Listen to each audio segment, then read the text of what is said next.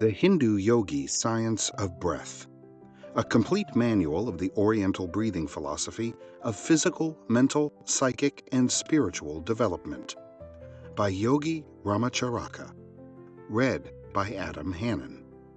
Originally published by the Yogi Publications Society in 1903. This recording is a production of the Master Key Society. Copyright 2021, Master Key Society. The views and opinions contained in this book do not necessarily reflect those of Master Key Society or its affiliates. Chapter 1. Salaam. The Western student is apt to be somewhat confused in his ideas regarding the yogis and their philosophy and practice. Travelers to India have written great tales about the hordes of fakirs, mendicants, and mountebanks who infest the great roads of India and the streets of its cities, and who impudently claim the title yogi. The Western student is scarcely to be blamed for thinking of the typical yogi as an emaciated, fanatical, dirty, ignorant Hindu who either sits in a fixed posture until his body becomes ossified, or else holds his arm up in the air until it becomes stiff and withered and forever after remains in that position, or perhaps clenches his fist and holds it tight until his fingernails grow through the palms of his hands. That these people exist is true, but their claim to the title yogi seems as absurd to the true yogi as does the claim to the title doctor on the part of the man who pares one's corns seem to the eminent surgeon, or as does the title of professor, as assumed by the street corner vendor of worm medicine, seem to the president of Harvard or Yale. There have been for ages past in India and other Oriental countries men who devoted their time and attention to the development of man, physically, mentally, and spiritually. The experience of generations of earnest seekers has been handed down for centuries from teacher to pupil, and gradually a definite yogi science was built up. To these investigations and teachings was finally applied the term yogi from the Sanskrit word yug, meaning to join. From the same source comes the English word yoke, with a similar meaning. Its use in connection with these teachings is difficult to trace, different authorities giving different explanations, but probably the most ingenious is that which holds that it is intended as the Hindu equivalent for the idea conveyed by the English phrase getting into harness or yoking up, as the yogi undoubtedly gets into harness in his work of controlling the body and mind by the will. Yoga is divided into several branches, ranging from that which teaches the control of the body to that which teaches the attainment of the highest spiritual development. In the work, we will not go into the higher phases of the subject, except when the science of breath touches upon the same. The science of breath touches yoga at many points, and although chiefly concerned with the development and control of the physical, has also its psychic side, and even enters the field of spiritual development. In India, there are great schools of yoga, comprising thousands of the leading minds of that great country. The yoga philosophy is the rule of life for many people. The pure yogi teachings, however, are given only to the few, the masses being satisfied with the crumbs which fall from the tables of the educated classes, the Oriental custom in this respect being opposed to that of the Western world. But Western ideas are beginning to have their effect, even in the Orient, and teachings which were once given only to the few are now freely offered to any who are ready to receive them. The East and the West are growing closer together, and both are profiting by the close contact, each influencing the other. The Hindu yogis have always paid great attention to the science of breath, for reasons which will be apparent to the student who reads this book. Many Western writers have touched upon this phase of the yogi teachings, but we believe that it has been reserved for the writer of this work to give to the Western student, in concise form and simple language, the underlying principles of the yogi science of breath, together with many of the favorite yogi breathing exercises and methods. We have given the Western idea as well as the Oriental, showing how one dovetails into the other. We have used the ordinary English terms almost entirely, avoiding the Sanskrit terms, so confusing to the average Western reader. The first part of the book is devoted to the physical phase of the science of breath. Then the psychic and mental sides are considered, and finally the spiritual side is touched upon. We may be pardoned if we express ourselves as pleased with our success in condensing so much yogi lore into so few pages, and by the use of words and terms which may be understood by anyone. Our only fear is that its very simplicity may cause some to pass it by as unworthy of attention, while they pass on their way searching for something deep, mysterious, and non-understandable. However, the Western mind is eminently practical, and we know that it is only a question of a short time before it will recognize the practicability of this work. We greet our students with our most profound Salaam and bid them be seated for their first lessons in the Yogi Science of Breath. Chapter 2. Breath is life. Life is absolutely dependent upon the act of breathing. Breath is life. Differ as they may upon the details of theory and terminology, the Oriental and the Occidental agree upon these fundamental principles. To breathe is to live, and without breath there is no life. Not only are the higher animals dependent upon breath for life and health, but even the lower forms of animal life must breathe to live, and plant life is likewise dependent upon the air for continued existence. The infant draws in a long, deep breath, retains it for a moment to extract from it its life-giving properties, and then exhales it in a long wail, and lo, its life upon earth has begun.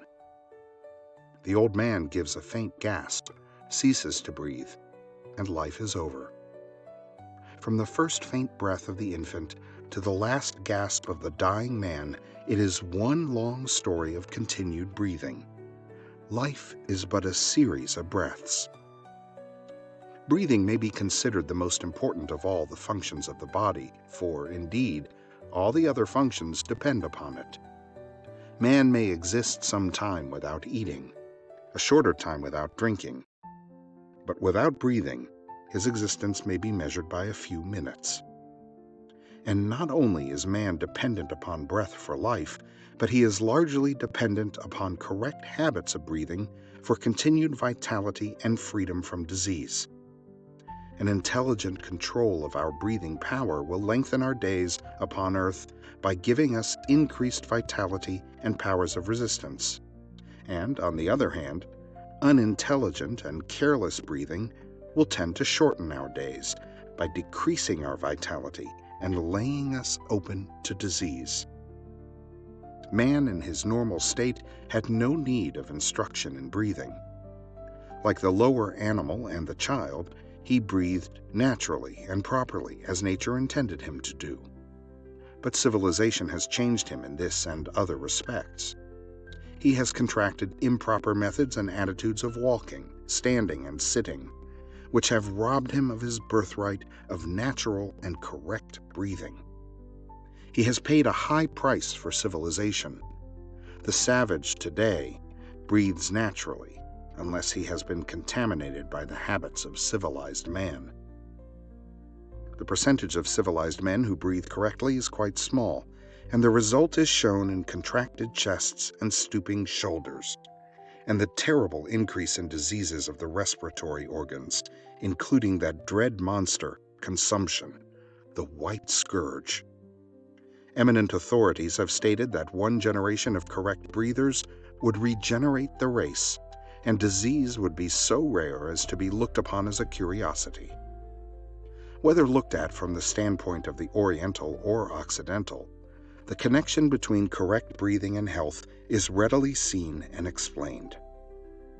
The Occidental teachings show that the physical health depends very materially upon correct breathing, The Oriental teachers not only admit that their Occidental brothers are right, but say that in addition to the physical benefit derived from correct habits of breathing, man's mental power, happiness, self-control, clear-sightedness, morals, and even his spiritual growth may be increased by an understanding of the science of breath.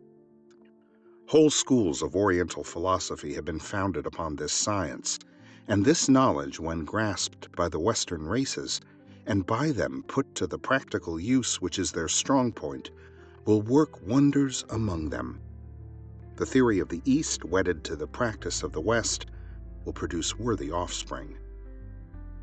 This work will take up the Yogi Science of Breath, which includes not only all that is known to the Western physiologist and hygienist, but the occult side of the subject as well.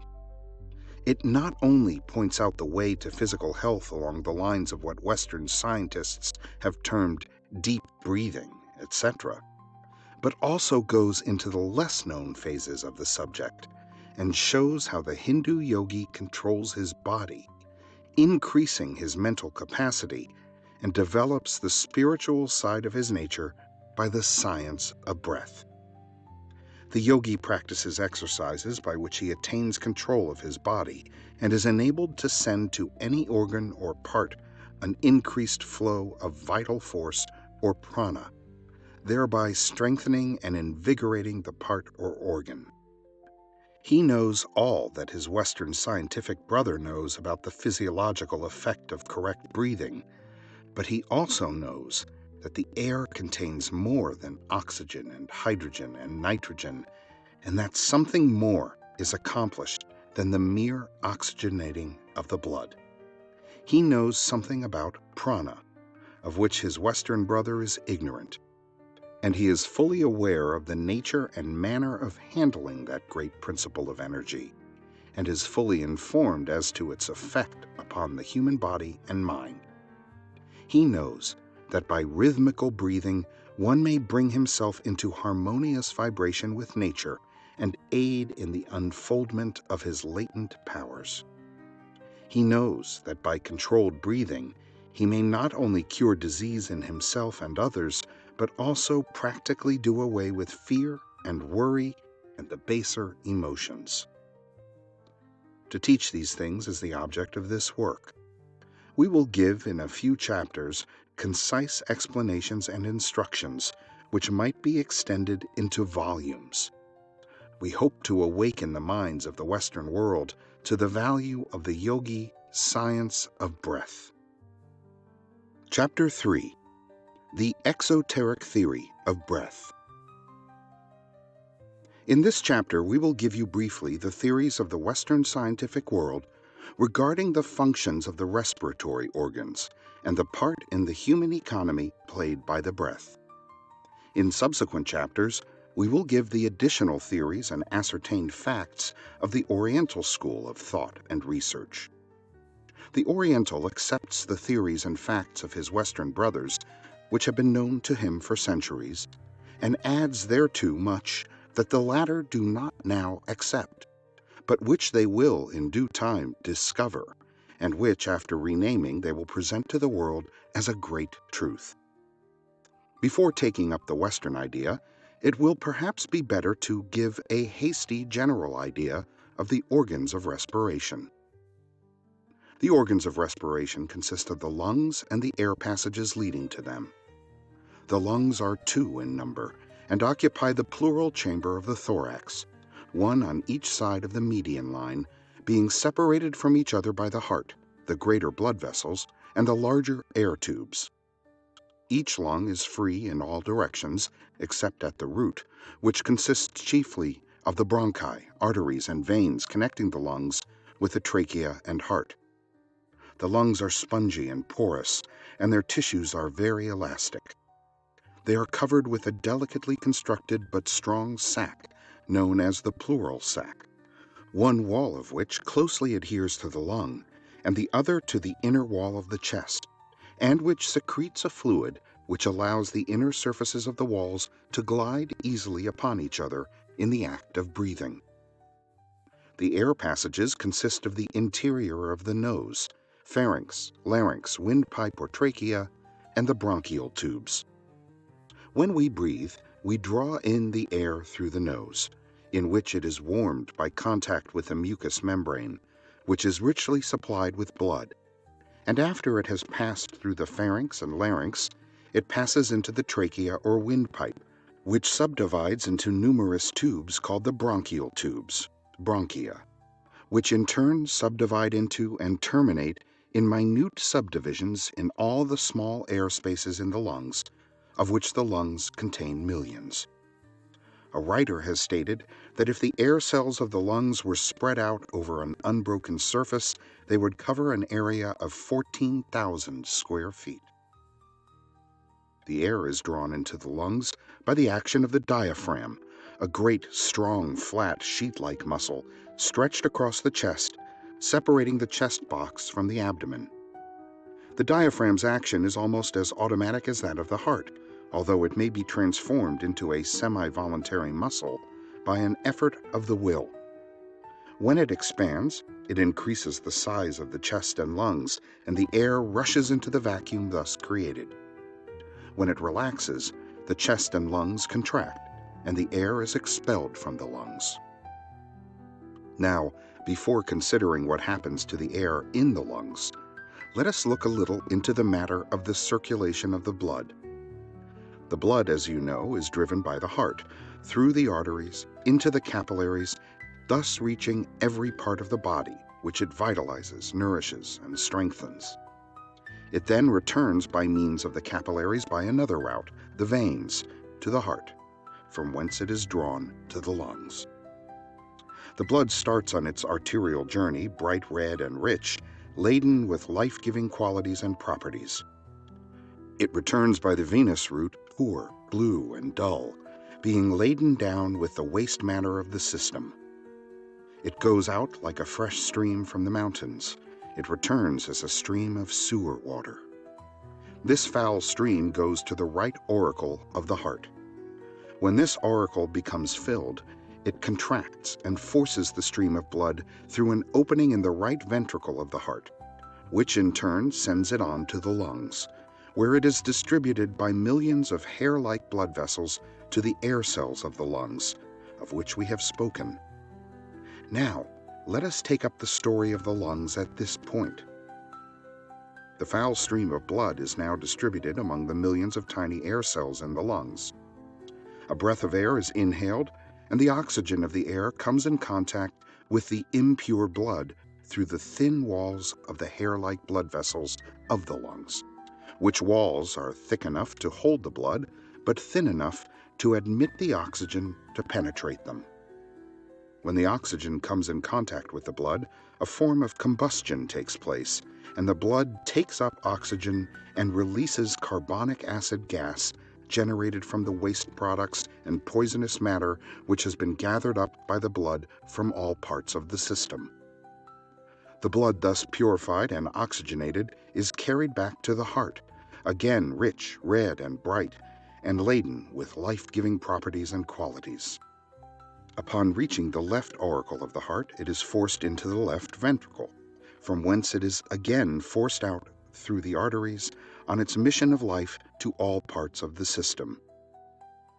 It is estimated that in a single day of 24 hours, 35,000 pints of blood traverse the capillaries of the lungs, the blood corpuscles passing in single file and being exposed to the oxygen of the air on both of their surfaces.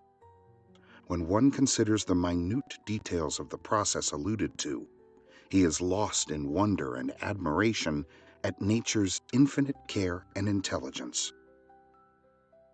It will be seen that unless fresh air in sufficient quantities reaches the lungs, the foul stream of venous blood cannot be purified, and consequently, not only is the body thus robbed of nourishment, but the waste products which should have been destroyed are returned to the circulation and poison the system, and death ensues.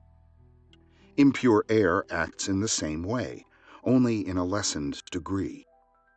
It will also be seen that if one does not breathe in a sufficient quantity of air, the work of the blood cannot go on properly, and the result is that the body is insufficiently nourished and disease ensues, or a state of imperfect health is experienced. The blood of one who breathes improperly is, of course, of a bluish, dark color, lacking the rich redness of pure arterial blood. This often shows itself in a poor complexion. Proper breathing and a consequent good circulation results in a clear, bright complexion. A little reflection will show the vital importance of correct breathing. If the blood is not fully purified by the regenerative process of the lungs, it returns to the arteries in an abnormal state, insufficiently purified and imperfectly cleansed of the impurities which it took up on its return journey. These impurities, if returned to the system, will certainly manifest in some form of disease, either in a form of blood disease or some disease resulting from impaired functioning of some insufficiently nourished organ or tissue. The blood, when properly exposed to the air in the lungs, not only has its impurities consumed and parts with its noxious carbonic acid gas, but it also takes up and absorbs a certain quantity of oxygen which it carries to all parts of the body, where it is needed in order that nature may perform her processes properly. When the oxygen comes in contact with the blood, it unites with the hemoglobin of the blood and is carried to every cell, tissue, muscle, and organ, which it invigorates and strengthens, replacing the worn-out cells and tissue by new materials which nature converts to her use. Arterial blood, properly exposed to the air, contains about 25% of free oxygen. Not only is every part vitalized by the oxygen, but the act of digestion depends materially upon a certain amount of oxygenation of the food, and this can be accomplished only by the oxygen in the blood coming in contact with the food and producing a certain form of combustion. It is therefore necessary that a proper supply of oxygen be taken through the lungs. This accounts for the fact that weak lungs and poor digestion are so often found together. To grasp the full significance of this statement, one must remember that the entire body receives nourishment from the food assimilated, and that imperfect assimilation always means an imperfectly nourished body. Even the lungs themselves depend upon the same source for nourishment, and if through imperfect breathing the assimilation becomes imperfect, and the lungs in turn become weakened, they are rendered still less able to perform their work properly, and so in turn the body becomes further weakened. Every particle of food and drink must be oxygenated before it can yield us the proper nourishment, and before the waste products of the system can be reduced to the proper condition to be eliminated from the system. Lack of sufficient oxygen means imperfect nutrition, imperfect elimination, and imperfect health. Verily, breath is life. The combustion arising from the change in the waste products generates heat and equalizes the temperature of the body. Good breathers are not apt to take cold, and they generally have plenty of good warm blood, which enables them to resist the changes in the outer temperature. In addition to the above-mentioned important processes, the act of breathing gives exercise to the internal organs and muscles, which feature is generally overlooked by the Western writers on the subject, but which the yogis fully appreciate. In imperfect or shallow breathing, only a portion of the lung cells are brought into play, and a great portion of the lung capacity is lost, the system suffering in proportion to the amount of under-oxygenation. The lower animals in their native state breathe naturally, and primitive man undoubtedly did the same. The abnormal manner of living adopted by civilized man, the shadow that follows upon civilization, has robbed us of our natural habit of breathing, and the race has greatly suffered thereby. Man's only physical salvation is to get back to nature. Chapter 4. The Esoteric Theory of Breath. The science of breath, like many other teachings, has its esoteric or inner phase, as well as its exoteric or external. The physiological phase may be termed the outer or exoteric side of the subject, and the phase which we will now consider may be termed its esoteric or inner side. Occultists in all ages and lands have always taught, usually secretly to a few followers, that there was to be found in the air a substance or principle from which all activity, vitality, and life was derived. They differed in their terms and names for this force, as well as in the details of the theory, but the main principle is to be found in all occult teachings and philosophies, and has for centuries formed a portion of the teachings of the Oriental yogis. In order to avoid misconceptions arising from the various theories regarding this great principle, which theories are usually attached to some name given the principle, we, in this work, will speak of the principle as prana, this word being the Sanskrit term meaning absolute energy. Many occult authorities teach that the principle which the Hindus term prana is the universal principle of energy or force, and that all energy or force is derived from that principle, or rather, is a particular form of manifestation of that principle. These theories do not concern us in the consideration of the subject matter of this work, and we will therefore confine ourselves to an understanding of prana as the principle of energy exhibited in all living things, which distinguishes them from a lifeless thing. We may consider it as the active principle of life, vital force, if you please. It is found in all forms of life, from the amoeba to man, from the most elementary form of plant life to the highest form of animal life. Prana is all-pervading.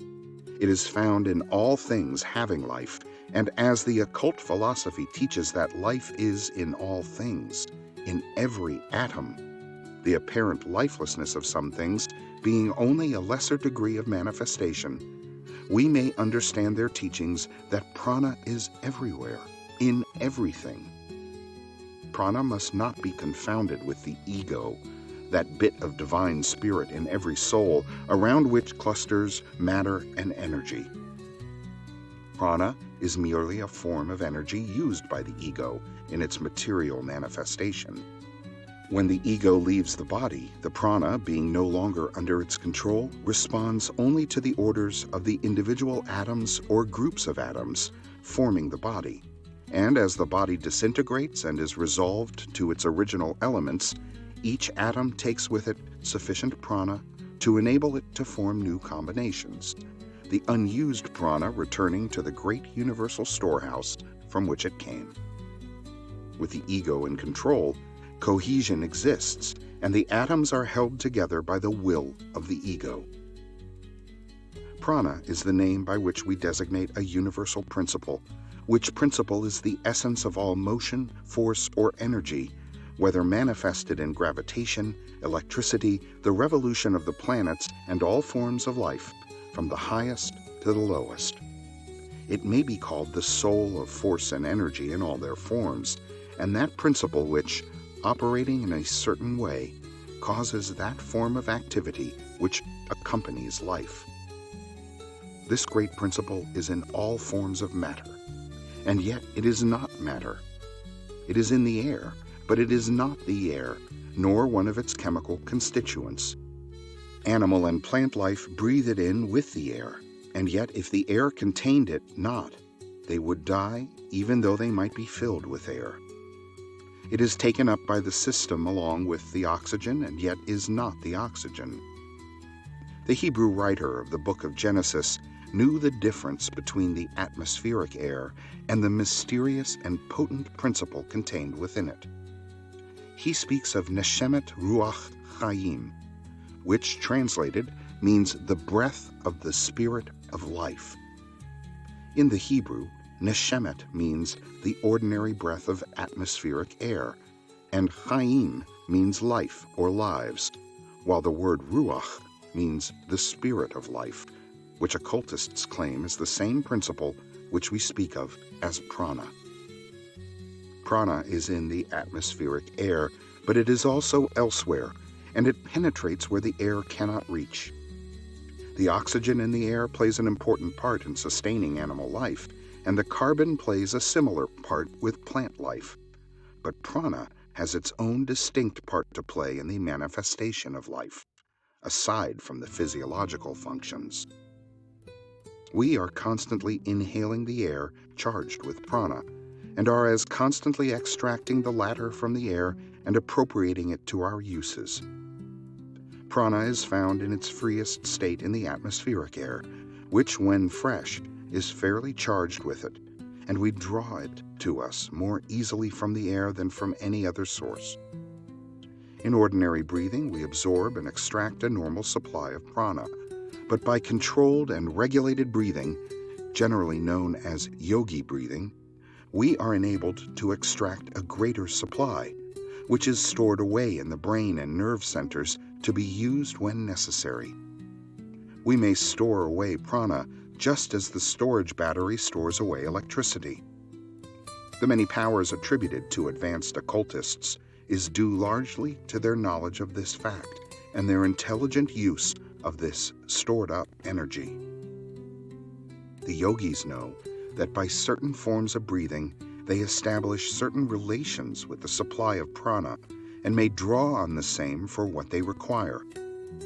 Not only do they strengthen all parts of their body in this way, but the brain itself may receive increased energy from the same source, and latent faculties be developed and psychic powers attained. One who has mastered the science of storing away prana, either consciously or unconsciously, often radiates vitality and strength, which is felt by those coming in contact with him.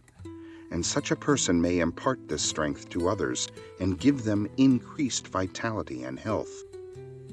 What is called magnetic healing is performed in this way, although many practitioners are not aware of the source of their power. Western scientists have been dimly aware of this great principle with which the air is charged, but finding that they could find no chemical trace of it or make it register on any of their instruments, they have generally treated the Oriental theory with disdain.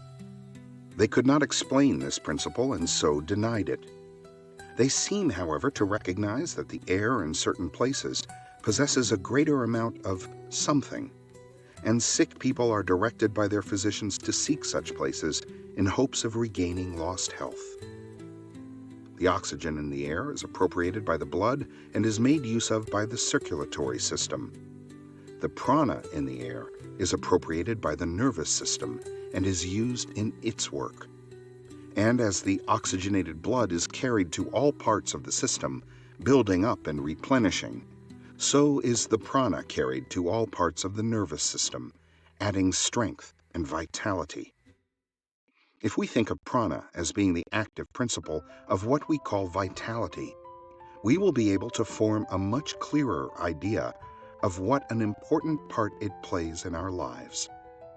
Just as is the oxygen in the blood used up by the wants of the system, so the supply of prana taken up by the nervous system is exhausted by our thinking, willing, acting, etc., and in consequence, constant replenishing is necessary. Every thought, every act, every effort of the will, every motion of a muscle uses up a certain amount of what we call nerve force, which is really a form of prana. To move a muscle, the brain sends out an impulse over the nerves, and the muscle contracts, and so much prana is expended. When it is remembered that the greater portion of prana acquired by man comes to him from the air inhaled, the importance of proper breathing is readily understood. Chapter 5. The Nervous System.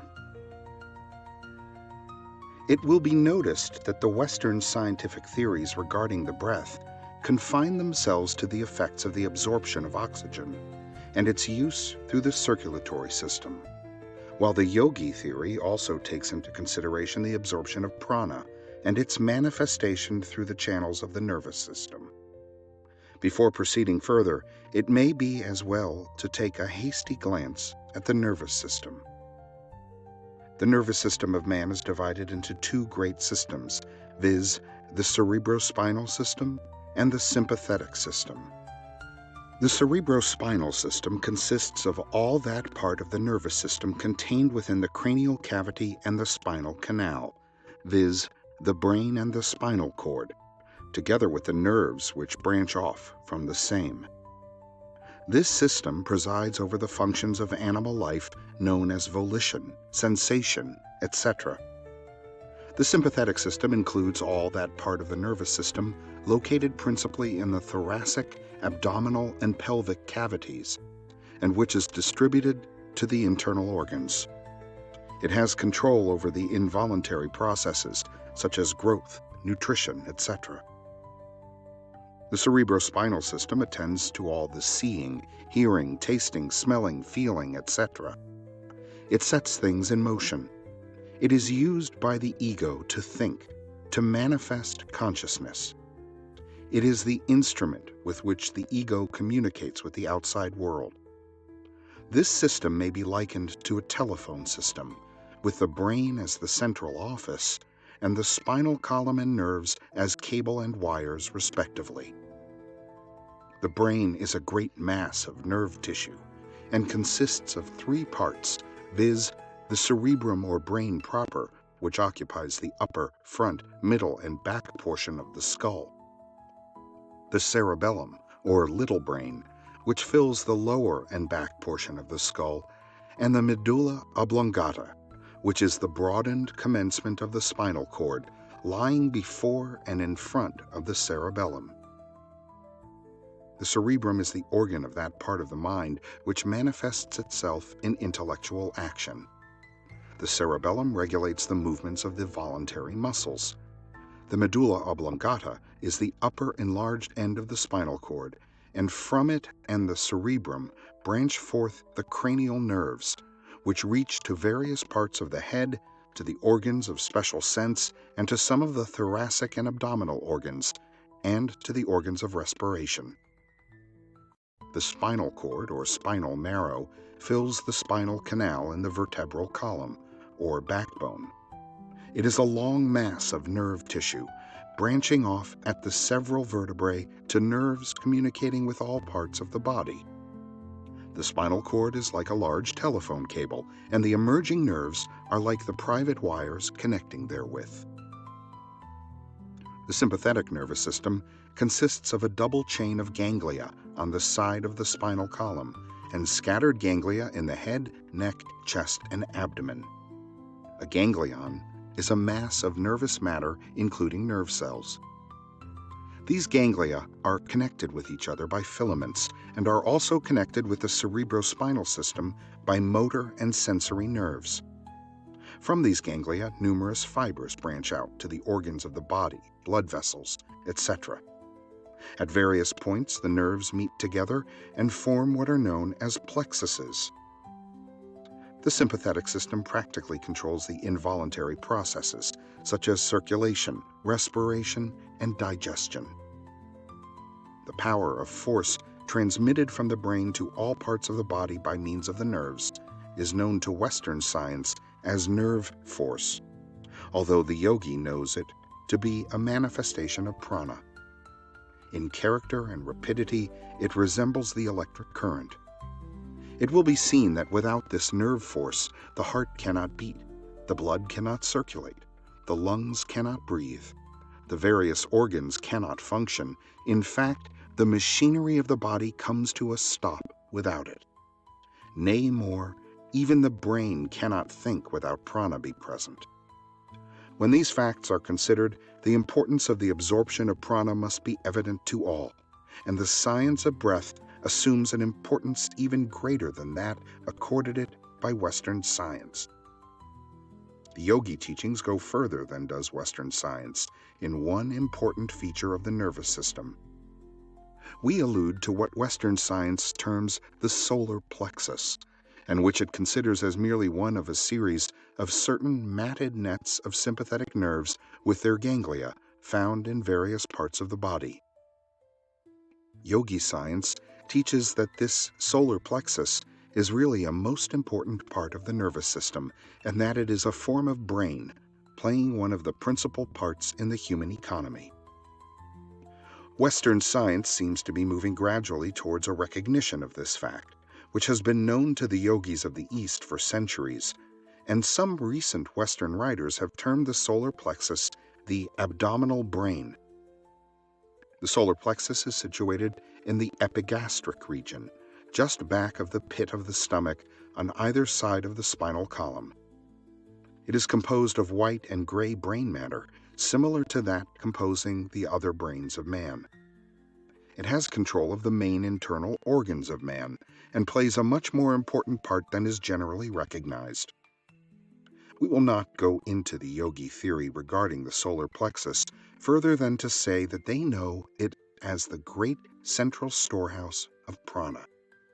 Men have been known to be instantly killed by a severe blow over the solar plexus, and prize fighters recognize its vulnerability and frequently temporarily paralyze their opponents by a blow over this region. The name solar is well bestowed on this brain, as it radiates strength and energy to all parts of the body, even the upper brains depending largely upon it as a storehouse of prana. Sooner or later, Western science will fully recognize the real function of the solar plexus and will accord to it a far more important place than it now occupies in their textbooks and teachings. Chapter 6: Nostril breathing versus mouth breathing. One of the first lessons in the Yogi Science of Breath is to learn how to breathe through the nostrils and to overcome the common practice of mouth breathing. The breathing mechanism of man is so constructed that he may breathe either through the mouth or nasal tubes, but it is a matter of vital importance to him which method he follows, as one brings health and strength and the other disease and weakness. It should not be necessary to state to the student that the proper method of breathing is to take the breath through the nostrils, but alas, the ignorance among civilized people regarding this simple matter is astounding. We find people in all walks of life habitually breathing through their mouths and allowing their children to follow their horrible and disgusting example. Many of the diseases to which civilized man is subject are undoubtedly caused by this common habit of mouth breathing. Children permitted to breathe in this way grow up with impaired vitality and weakened constitutions, and in manhood and womanhood break down and become chronic invalids. The mother of the savage race does better, being evidently guided by her intuition. She seems to instinctively recognize that the nostrils are the proper channels for the conveyal of air to the lungs, and she trains her infant to close its little lips and breathe through the nose. She tips its head forward when it is asleep, which attitude closes the lips and makes nostril breathing imperative. If our civilized mothers were to adopt the same plan, it would work a great good for the race. Many contagious diseases are contracted by the disgusting habit of mouth breathing, and many cases of cold and catarrhal infections are also attributable to the same cause. Many persons who, for the sake of appearances, keep their mouth closed during the day, persist in mouth breathing at night, and often contract disease in this way. Carefully conducted scientific experiments have shown that soldiers and sailors who sleep with their mouths open are much more liable to contract contagious diseases than those who breathe properly through the nostrils. An instance is related in which smallpox became epidemic on a man of war in foreign parts, and every death which resulted was that of some sailor or marine who was a mouth breather, not a single nostril breather succumbing. The organs of respiration have their only protective apparatus, filter or dust catcher, in the nostrils. When the breath is taken through the mouth, there is nothing from mouth to lungs to strain the air or to catch the dust and other foreign matter in the air. From mouth to lungs, the dirt or impure substance has a clear track, and the entire respiratory system is unprotected. And, moreover, such incorrect breathing admits cold air to the organs, thereby injuring them. Inflammation of the respiratory organs often results from the inhalation of cold air through the mouth. The man who breathes through the mouth at night always awakens with a parched feeling in the mouth and a dryness in the throat. He is violating one of nature's laws and is sowing the seeds of disease. Once more, remember that the mouth affords no protection to the respiratory organs, and cold air, dust, and impurities and germs readily enter by that door. On the other hand, the nostrils and nasal passages show evidence of the careful design of nature in this respect. The nostrils are two narrow, tortuous channels containing numerous bristly hairs, which serve the purpose of a filter or sieve to strain the air of its impurities, etc., which are expelled when the breath is exhaled. Not only do the nostrils serve this important purpose, but they also perform an important function in warming the air inhaled. The long, narrow, winding nostrils are filled with warm mucous membrane, which, coming in contact with the inhaled air, warms it so that it can do no damage to the delicate organs of the throat or to the lungs. No animal, excepting man, sleeps with the mouth open or breathes through the mouth, and in fact it is believed that it is only civilized man who so perverts nature's functions, as the savage and barbarian races almost invariably breathe correctly. It is probable that this unnatural habit among civilized men has been acquired through unnatural methods of living, enervating luxuries, and excessive warmth. The refining, filtering, and straining apparatus of the nostrils renders the air fit to reach the delicate organs of the throat and the lungs, and the air is not fit to so reach these organs until it has passed through nature's refining process. The impurities which are stopped and retained by the sieves and mucous membranes of the nostrils are thrown out again by the expelled breath in exhalation, and in case they have accumulated too rapidly or have managed to escape through the sieves and have penetrated forbidden regions, nature protects us by producing a sneeze which violently ejects the intruder. The air, when it enters the lungs, is as different from the outside air as is distilled water different from the water of the cistern. The intricate purifying organization of the nostrils, arresting and holding the impure particles in the air, is as important as is the action of the mouth in stopping cherry stones and fish bones and preventing them from being carried on to the stomach. Man should no more breathe through his mouth than he would attempt to take food through his nose. Another feature of mouth breathing is that the nasal passages, being thus comparatively unused, consequently fail to keep themselves clean and clear, and become clogged up and unclean, and are apt to contract local diseases.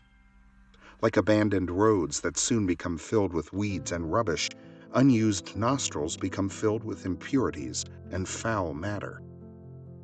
One who habitually breathes through the nostrils is not likely to be troubled with clogged or stuffy nostrils, but for the benefit of those who have been more or less addicted to the unnatural mouth breathing, and who wish to acquire the natural and rational method, it may perhaps be well to add a few words regarding the way to keep their nostrils clean and free from impurities.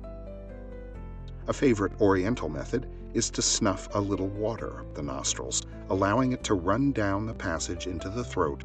From thence it may be ejected through the mouth. Some Hindu yogis immerse the face in a bowl of water and by a sort of suction draw in quite a quantity of water. But this latter method requires considerable practice, and the first mentioned method is equally efficacious and much more easily performed. Another good plan is to open the window and breathe freely, closing one nostril with the finger or thumb, sniffing up the air through the open nostril. Then repeat the process on the other nostril. Repeat several times, changing nostrils. This method will usually clear the nostrils of obstructions. In case the trouble is caused by catarrh, it is well to apply a little Vaseline or camphor ice or similar preparation. Or sniff up a little witch hazel extract once in a while, and you will notice a marked improvement. A little care and attention will result in the nostrils becoming clean and remaining so. We have given considerable space to this subject of nostril breathing, not only because of its great importance in its reference to health, but because nostril breathing is a prerequisite to the practice of the breathing exercises to be given later in this book, and because nostril breathing is one of the basic principles underlying the Yogi Science of Breath. We urge upon the student the necessity of acquiring this method of breathing if he has it not, and caution him against dismissing this phase of the subject as unimportant. Chapter 7. The Four Methods of Respiration. In the consideration of the question of respiration, we must begin by considering the mechanical arrangements whereby the respiratory movements are effected. The mechanics of respiration manifest through 1. The elastic movements of the lungs, and 2. The activities of the sides and bottom of the thoracic cavity in which the lungs are contained. The thorax is that portion of the trunk between the neck and the abdomen, the cavity of which, known as the thoracic cavity, is occupied mainly by the lungs and heart. It is bounded by the spinal column, the ribs with their cartilages, the breastbone, and below by the diaphragm. It is generally spoken of as the chest. It has been compared to a completely shut conical box, the small end of which is turned upward, the back of the box being formed by the spinal column, the front by the breastbone, and the sides by the ribs. The ribs are 24 in number, 12 on each side, and emerge from each side of the spinal column. The upper 7 pair are known as true ribs, being fastened to the breastbone direct, while the lower 5 pairs are called false ribs or floating ribs, because they are not so fastened, the upper 2 of them being fastened by cartilage to the other ribs, the remainder having no cartilages, their forward ends being free. The ribs are moved in respiration by 2 superficial muscular layers known as the intercostal muscles. The diaphragm, the muscular partition before alluded to, separates the chest box from the abdominal cavity. In the act of inhalation, the muscles expand the lungs so that a vacuum is created and the air rushes in accordance with the well-known law of physics. Everything depends upon the muscles concerned in the process of respiration, which we may, as for convenience, term the respiratory muscles. Without the aid of these muscles, the lungs cannot expand, and upon the proper use and control of these muscles, the science of breath largely depends. The proper control of these muscles will result in the ability to attain the maximum degree of lung expansion and the greatest amount of the life-giving properties of the air into the system. The yogis classify respiration into 4 general methods, viz. 1. High breathing, 2. Mid breathing, 3. Low breathing, 4. Yogi complete breathing. We will give a general idea of the first 3 methods and a more extended treatment of the 4th method, upon which the Yogi Science of Breath is largely based. 1. High breathing. This form of breathing is known to the Western world as clavicular breathing or collarbone breathing. One breathing in this way elevates the ribs and raises the collarbone and shoulders, at the same time drawing in the abdomen and pushing its contents up against the diaphragm, which in turn is raised. The upper part of the chest and lungs, which is the smallest, is used, and consequently but a minimum amount of air enters the lungs. In addition to this, the diaphragm being raised, there can be no expansion in that direction. A study of the anatomy of the chest will convince any student that in this way a maximum amount of effort is used to obtain a minimum amount of benefit. High breathing is probably the worst form of breathing known to man, and requires the greatest expenditure of energy with the smallest amount of benefit. It is an energy-wasting, poor returns plan. It is quite common among the Western races, many women being addicted to it, and even singers, clergymen, lawyers, and others who should know better, using it ignorantly.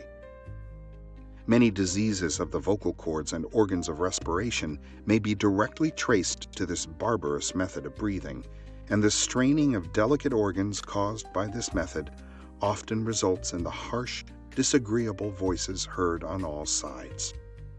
Many persons who breathe in this way become addicted to the disgusting practice of mouth breathing, described in a preceding chapter. If the student has any doubts about what has been said regarding this form of breathing, let him try the experiment of expelling all the air from his lungs. Then, standing erect with hands at sides, let him raise the shoulders and collarbone and inhale. He will find that the amount of air inhaled far below normal. Then let him inhale a full breath after dropping the shoulders and collarbone, and he will receive an object lesson in breathing, which he will be apt to remember much longer than he would any words, printed or spoken. 2. Mid-breathing.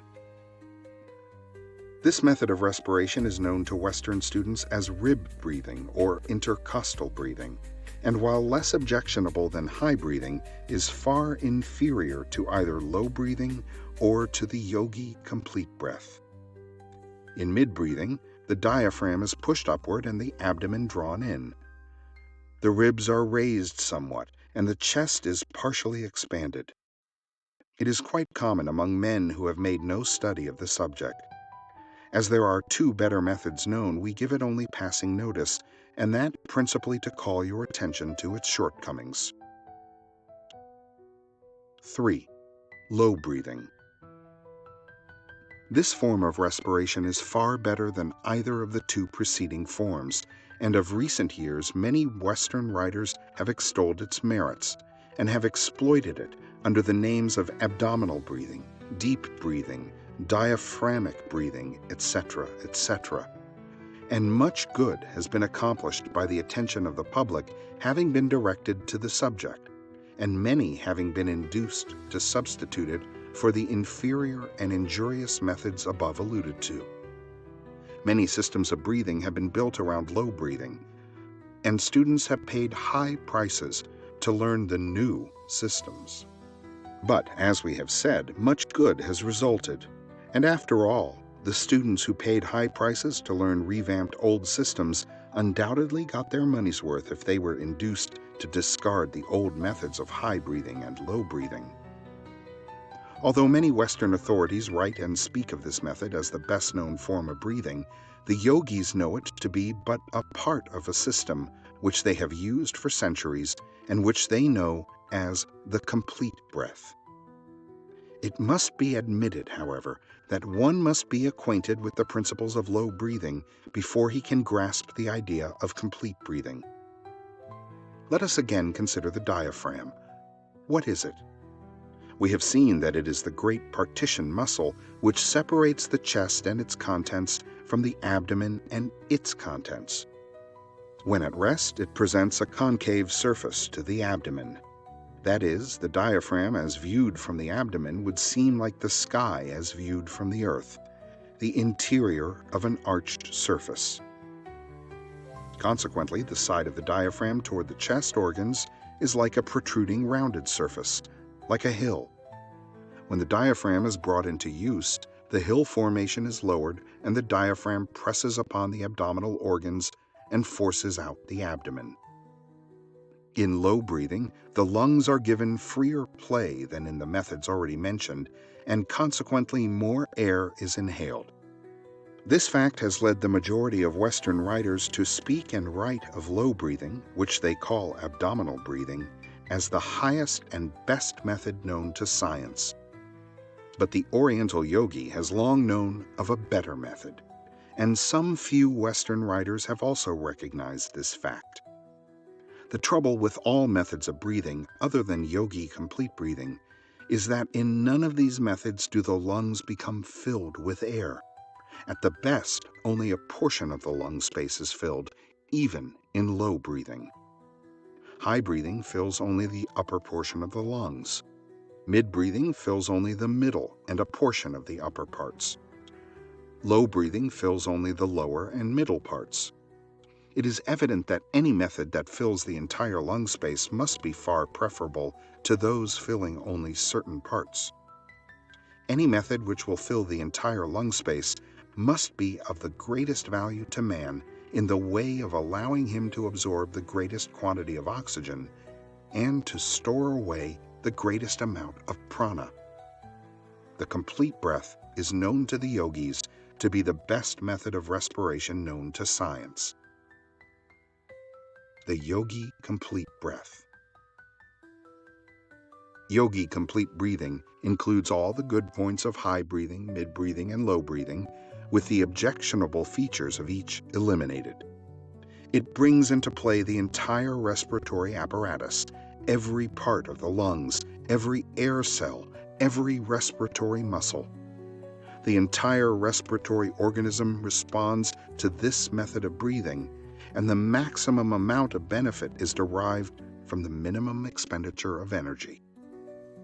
The chest cavity is increased to its normal limits in all directions, and every part of the machinery performs its natural work and functions. One of the most important features of this method of breathing is the fact that the respiratory muscles are fully called into play, whereas in the other forms of breathing, only a portion of these muscles are so used. In complete breathing, among other muscles, those controlling the ribs are actively used, which increases the space in which the lungs may expand and also gives the proper support to the organs when needed, nature availing herself of the perfection of the principle of leverage in this process. Certain muscles hold the lower ribs firmly in position, while other muscles bend them outward. Then again, in this method, the diaphragm is under perfect control and is able to perform its functions properly and in such manner as to yield the maximum degree of service. In the rib action above alluded to, the lower ribs are controlled by the diaphragm, which draws them slightly downward, while other muscles hold them in place and the intercostal muscles force them outward, which combined action increases the mid-chest cavity to its maximum. In addition to this muscular action, the upper ribs are also lifted and forced outward by the intercostal muscles, which increases the capacity of the upper chest to its fullest extent. If you have studied the special features of the four given methods of breathing, you will at once see that the complete breath comprises all the advantageous features of the three other methods, plus the reciprocal advantages accruing from the combined action of the high chest, mid-chest, and diaphragmic regions, and the normal rhythm thus obtained. In our next chapter, we will take up the complete breath in practice and will give full directions for the acquirement of this superior method of breathing with exercises, etc. Chapter 8. How to acquire the Yogi Complete Breath. The Yogi Complete Breath is the fundamental breath of the entire Yogi Science of Breath, and the student must fully acquaint himself with it and master it perfectly before he can hope to obtain results from the other forms of breath mentioned and given in this book. He should not be content with half learning it, but should go to work in earnest until it becomes his natural method of breathing. This will require work, time, and patience, but without these things, nothing is ever accomplished. There is no royal road to the science of breath, and the student must be prepared to practice and study in earnest if he expects to receive results. The results obtained by a complete mastery of the science of breath are great, and no one who has attained them would willingly go back to the old methods, and he will tell his friends that he considers himself amply repaid for all his work. We say these things now that you may fully understand the necessity and importance of mastering this fundamental method of yogi breathing, instead of passing it by and trying some of the attractive-looking variations given later on in this book. Again, we say to you, start right, and right results will follow, but neglect your foundations and your entire building will topple over sooner or later. Perhaps the best way to teach you how to develop the Yogi Complete Breath would be to give you simple directions regarding the breath itself, and then follow up the same with general remarks concerning it, and then later on giving exercises for developing the chest, muscles, and lungs, which have been allowed to remain in an undeveloped condition by imperfect methods of breathing. Right here we wish to say that this complete breath is not a forced or abnormal thing, but on the contrary is a going back to first principles, a return to nature. The healthy adult savage and the healthy infant of civilization both breathe in this manner, but civilized man has adopted unnatural methods of living, clothing, etc., and has lost his birthright. And we wish to remind the reader that the complete breath does not necessarily call for the complete filling of the lungs at every inhalation. One may inhale the average amount of air using the complete breathing method and distributing the air inhaled, be the quantity large or small, to all parts of the lungs. But one should inhale a series of full, complete breaths several times a day, whenever opportunity offers, in order to keep the system in good order and condition. The following simple exercise will give you a clear idea of what the complete breath is. 1. Stand or sit erect. Breathing through the nostrils, inhale steadily, first filling the lower part of the lungs, which is accomplished by bringing into play the diaphragm, which, descending, exerts a gentle pressure on the abdominal organs, pushing forward the front walls of the abdomen. Then fill the middle part of the lungs, pushing out the lower ribs, breastbone, and chest. Then fill the higher portion of the lungs, protruding the upper chest, thus lifting the chest, including the upper 6 or 7 pairs of ribs. In the final movement, the lower part of the abdomen will be slightly drawn in, which movement gives the lungs a support and also helps to fill the highest part of the lungs. At first reading, it may appear that this breath consists of 3 distinct movements. This, however, is not the correct idea. The inhalation is continuous. The entire chest cavity from the lower diaphragm to the highest point of the chest in the region of the collarbone being expanded with a uniform movement.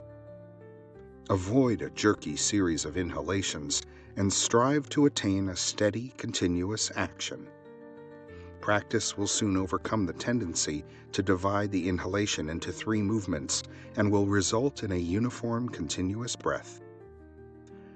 You will be able to complete the inhalation in a couple of seconds after a little practice. 2. Retain the breath a few seconds. 3. Exhale quite slowly, holding the chest in a firm position and drawing the abdomen in a little and lifting it upward slowly as the air leaves the lungs. When the air is entirely exhaled, relax the chest and abdomen. A little practice will render this part of the exercise easy, and the movement, once acquired, will be afterwards performed almost automatically. It will be seen that by this method of breathing, all parts of the respiratory apparatus is brought into action, and all parts of the lungs, including the most remote air cells, are exercised. The chest cavity is expanded in all directions.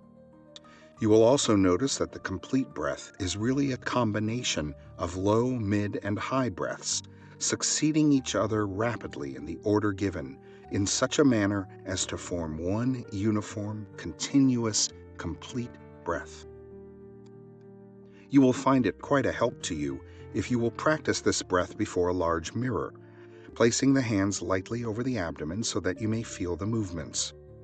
At the end of the inhalation, it is well to occasionally slightly elevate the shoulders, thus raising the collarbone and allowing the air to pass freely into the small upper lobe of the right lung, which place is sometimes the breeding place of tuberculosis.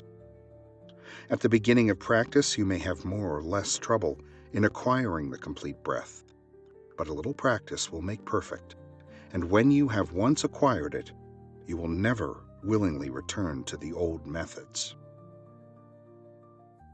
Chapter 9. Physiological Effect of the Complete Breath. Scarcely too much can be said of the advantages attending the practice of the complete breath, and yet the student who has carefully read the foregoing pages should scarcely need to have pointed out to him such advantages. The practice of the complete breath will make any man or woman immune to consumption and other pulmonary troubles, and will do away with all liability to contract colds, as well as bronchial and similar weaknesses. Consumption is due principally to lowered vitality, attributable to an insufficient amount of air being inhaled. The impairment of vitality renders the system open to attacks from disease germs. Imperfect breathing allows a considerable part of the lungs to remain inactive, and such portions offer an inviting field for bacilli, which, invading the weakened tissue, soon produce havoc. Good, healthy lung tissue will resist the germs, and the only way to have good, healthy lung tissue is to use the lungs properly. Consumptives are nearly all narrow-chested. What does this mean? Simply that these people were addicted to improper habits of breathing, and consequently their chests failed to develop and expand. The man who practices the complete breath will have a full, broad chest, and the narrow-chested man may develop his chest to normal proportions if he will but adopt this mode of breathing. Such people must develop their chest cavities if they value their lives. Colds may often be prevented by practicing a little vigorous, complete breathing whenever you feel that you are being unduly exposed. When chilled, breathe vigorously a few minutes, and you will feel a glow all over your body.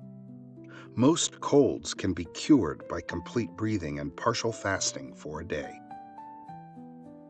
The quality of the blood depends largely upon its proper oxygenation in the lungs, and if it is under-oxygenated, it becomes poor in quality and laden with all sorts of impurities, and the system suffers from lack of nourishment and often becomes actually poisoned by the waste products remaining uneliminated in the blood.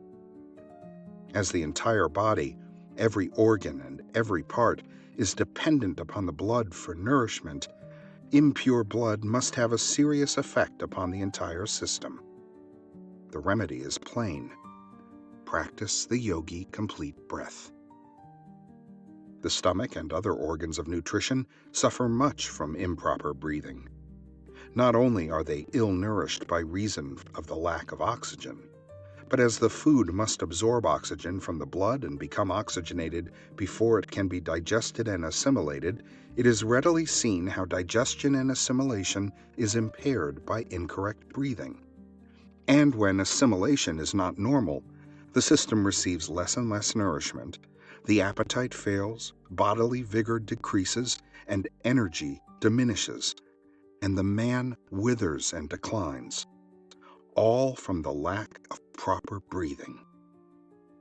Even the nervous system suffers from improper breathing, inasmuch as the brain, the spinal cord, the nerve centers, and the nerves themselves, when improperly nourished by means of the blood, become poor and inefficient instruments for generating, storing, and transmitting the nerve currents. And improperly nourished they will become if sufficient oxygen is not absorbed through the lungs. There is another aspect of the case whereby the nerve currents themselves, or rather the force from which the nerve currents spring, become lessened from want of proper breathing. But this belongs to another phase of the subject which is treated of in other chapters of this book, and our purpose here is to direct your attention to the fact that the mechanism of the nervous system is rendered inefficient as an instrument for conveying nerve force, as the indirect result of a lack of proper breathing. The effect of the reproductive organs upon the general health is too well known to be discussed at length here, But we may be permitted to say that with the reproductive organs in a weakened condition, the entire system feels the reflex action and suffers sympathetically.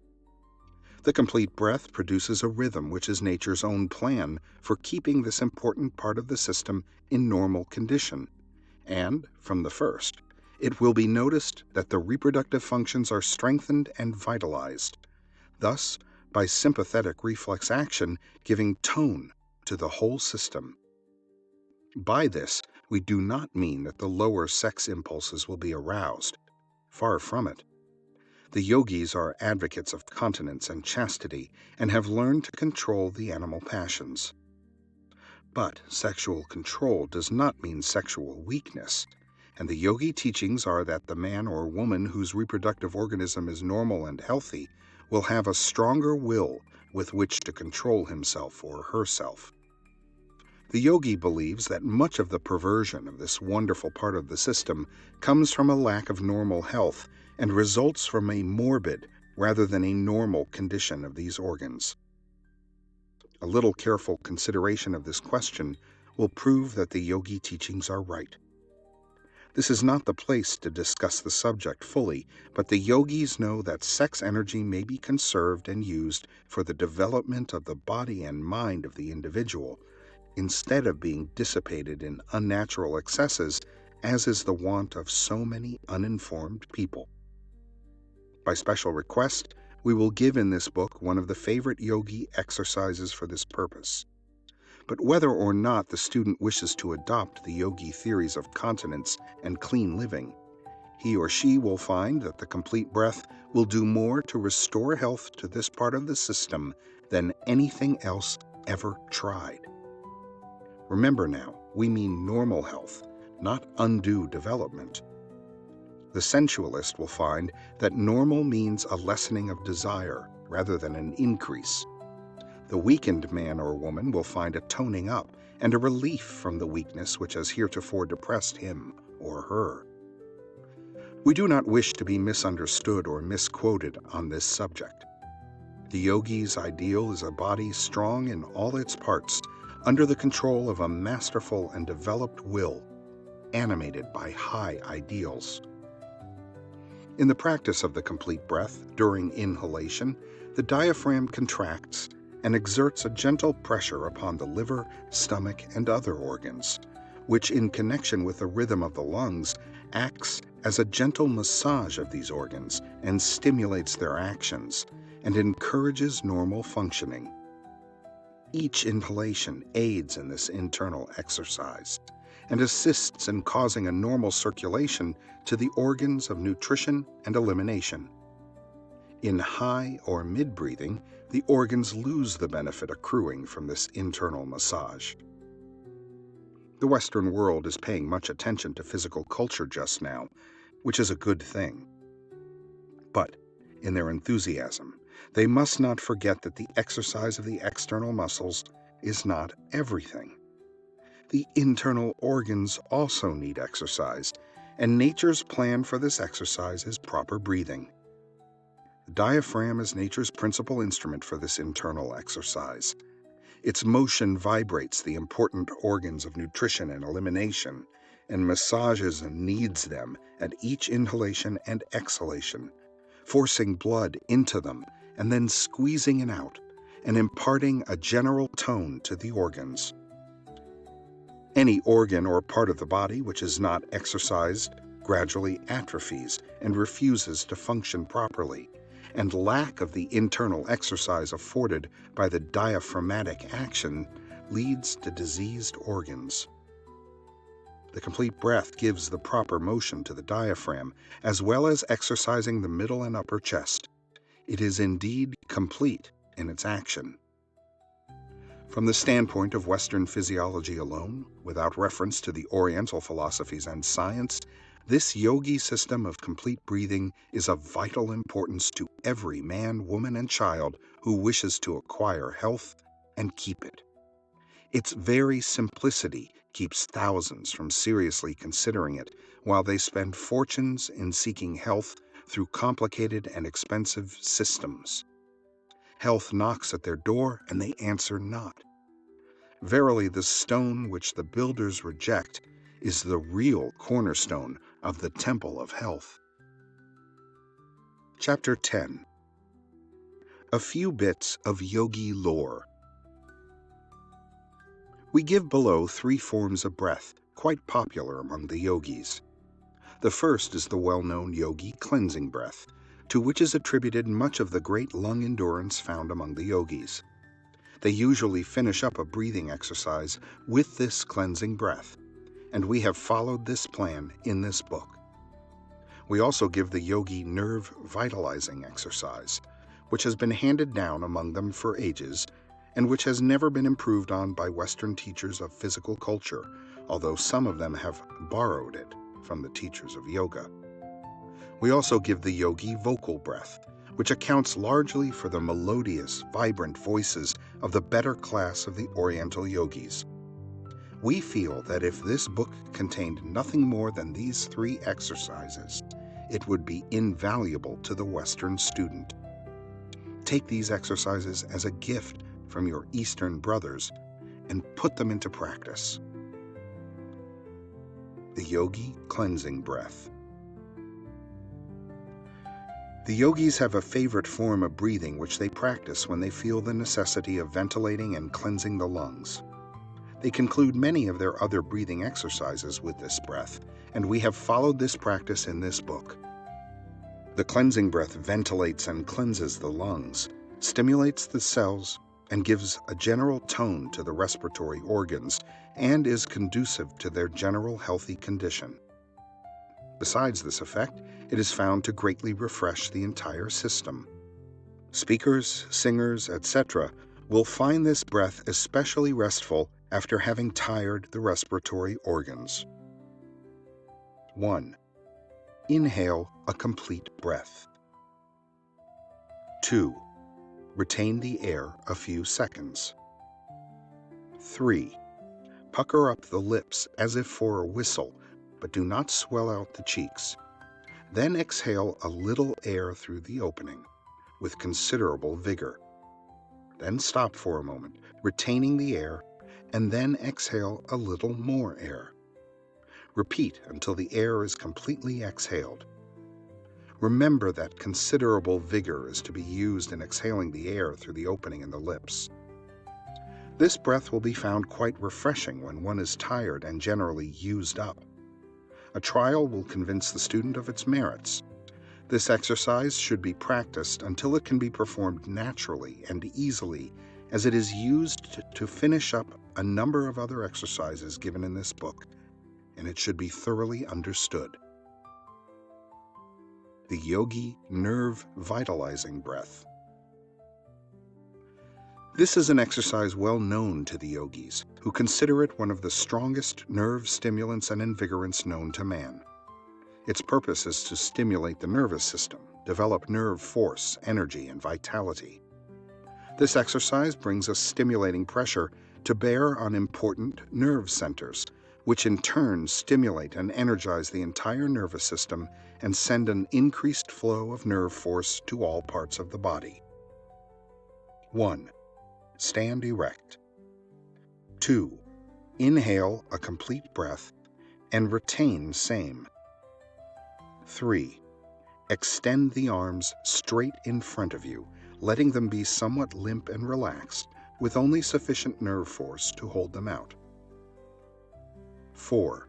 Slowly draw the hands back toward the shoulders, gradually contracting the muscles and putting force into them, so that when they reach the shoulders, the fists will be so tightly clenched that a tremulous motion is felt. 5. Then, keeping the muscles tense, push the fists slowly out, and then draw them back rapidly, still tense, several times. 6. Exhale vigorously through the mouth. 7. Practice the cleansing breath.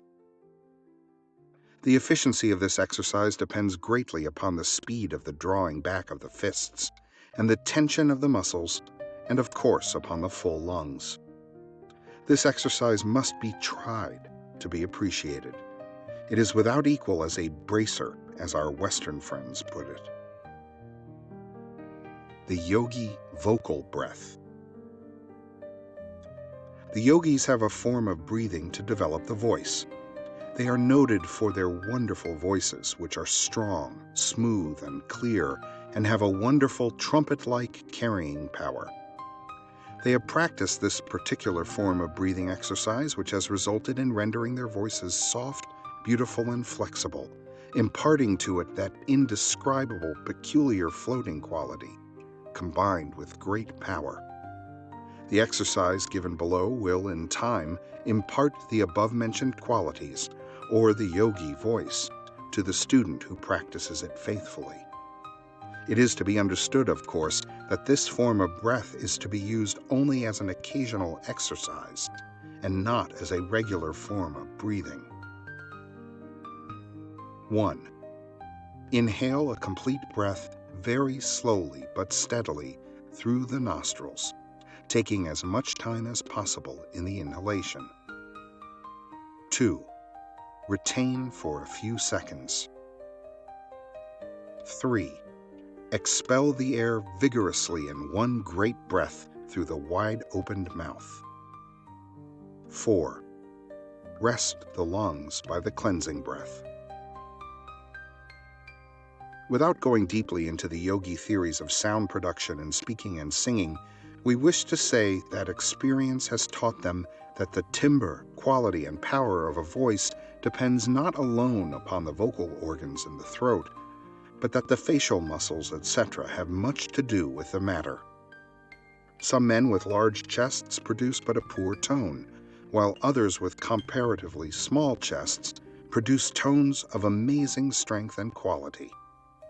Here is an interesting experiment worth trying. Stand before a glass and pucker up your mouth and whistle, and note the shape of your mouth and the general expression of your face. Then sing or speak as you do naturally and see the difference. Then start to whistle again for a few seconds, and then, without changing the position of your lips or face, sing a few notes and notice what a vibrant, resonant, clear, and beautiful tone is produced. Chapter 11. The 7 Yogi Developing Exercises. The following are the 7 favorite exercises of the yogis for developing the lungs, muscles, ligaments, air cells, etc. They are quite simple but marvelously effective. Do not let the simplicity of these exercises make you lose interest, for they are the result of careful experiments and practice on the part of the yogis, and are the essence of numerous intricate and complicated exercises, the non-essential portions being eliminated and the essential features retained. 1. The retained breath. This is a very important exercise which tends to strengthen and develop the respiratory muscles as well as the lungs, and its frequent practice will also tend to expand the chest. The yogis have found that an occasional holding of the breath after the lungs have been filled with the complete breath is very beneficial, not only to the respiratory organs, but to the organs of nutrition, the nervous system, and the blood itself. They have found that an occasional holding of the breath tends to purify the air which has remained in the lungs from former inhalations, and to more fully oxygenate the blood. They also know that the breath so retained gathers up all the waste matter, and when the breath is expelled, it carries with it the effete matter of the system, and cleanses the lungs just as a purgative does the bowels.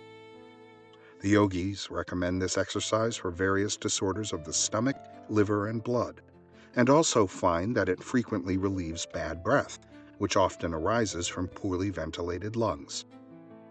We recommend students to pay considerable attention to this exercise, as it has great merits. The following directions will give you a clear idea of the exercise. 1. Stand erect. 2. Inhale a complete breath. 3. Retain the air as long as you can comfortably. 4. Exhale vigorously through the open mouth. 5. Practice the cleansing breath. At first, you will be able to retain the breath only a short time, but a little practice will also show a great improvement. Time yourself with a watch if you wish to note your progress. 2. Lung cell stimulation. This exercise is designed to stimulate the air cells in the lungs, but beginners must not overdo it, and in no case should it be indulged in too vigorously. Some may find a slight dizziness resulting from the first few trials, in which case let them walk around a little and discontinue the exercise for a while. 1. Stand erect with hands at sides. 2. Breathe in very slowly and gradually. 3.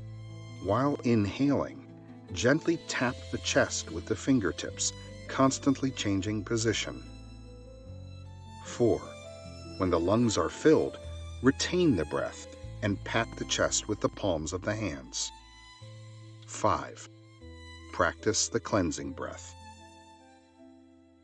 This exercise is very bracing and stimulating to the whole body and is a well-known yogi practice. Many of the air cells of the lungs become inactive by reason of incomplete breathing and often become almost atrophied. One who has practiced imperfect breathing for years will find it not so easy to stimulate all these ill-used air cells into activity all at once by the complete breath. But this exercise will do much toward bringing about the desired results and is worth study and practice. 3. Rib stretching. We have explained that the ribs are fastened by cartilages, which admit of considerable expansion. In proper breathing, the ribs play an important part, and it is well to occasionally give them a little special exercise in order to preserve their elasticity.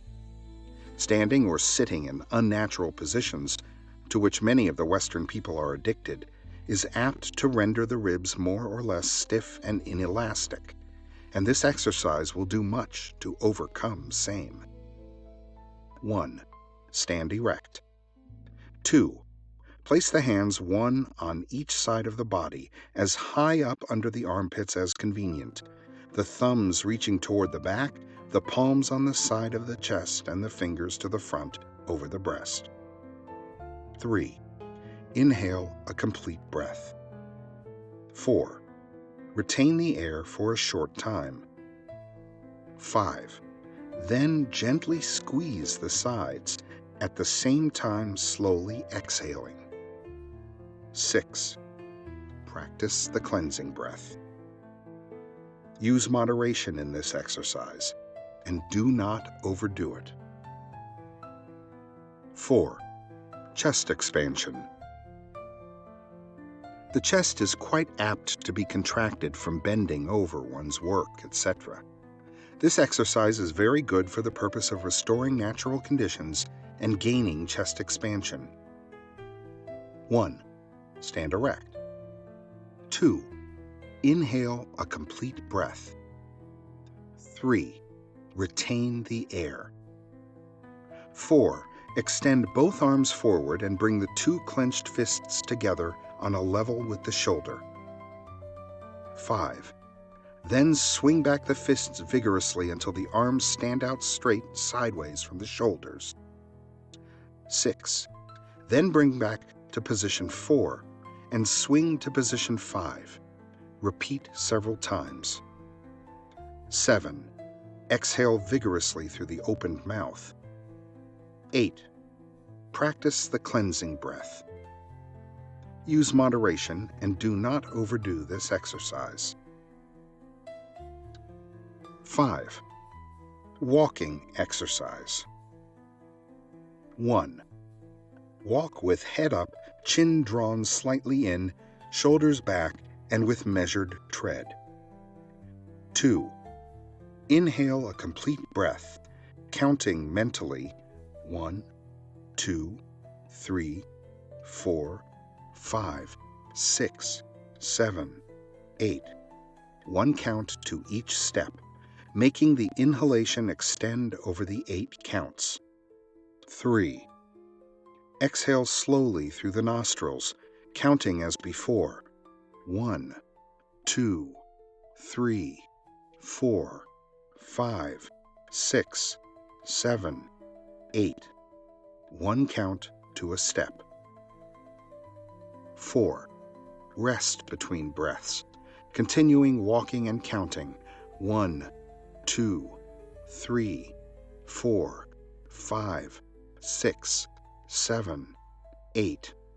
1 count to a step. 5. Repeat until you begin to feel tired. Then rest for a while and resume at pleasure. Repeat several times a day.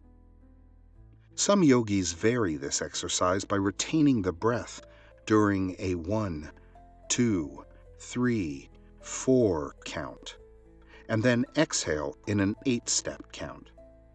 Practice whichever plan seems most agreeable to you. 6. Morning exercise. 1. Stand erect in a military attitude. Head up, eyes front, shoulders back, knees stiff, hands at sides. 2. Raise body slowly on toes, inhaling a complete breath, steadily and slowly. 3. Retain the breath for a few seconds, maintaining the same position. 4. Slowly sink to first position, at the same time slowly exhaling the air through the nostrils. 5. Practice cleansing breath. 6. Repeat several times, varying by using right leg alone, then left leg alone. 7. Stimulating circulation. 1. Stand erect. 2. Inhale a complete breath and retain. 3. Bend forward slightly and grasp a stick or cane steadily and firmly, and gradually exerting your entire strength upon the grasp. 4. Relax the grasp, return to first position, and slowly exhale. 5. Repeat several times. 6. Finish with the cleansing breath. This exercise may be performed without the use of a stick or cane by grasping an imaginary cane, using the will to exert the pressure. The exercise is a favorite yogi plan of stimulating the circulation by driving the arterial blood to the extremities and drawing back the venous blood to the heart and lungs that it may take up the oxygen which has been inhaled with the air.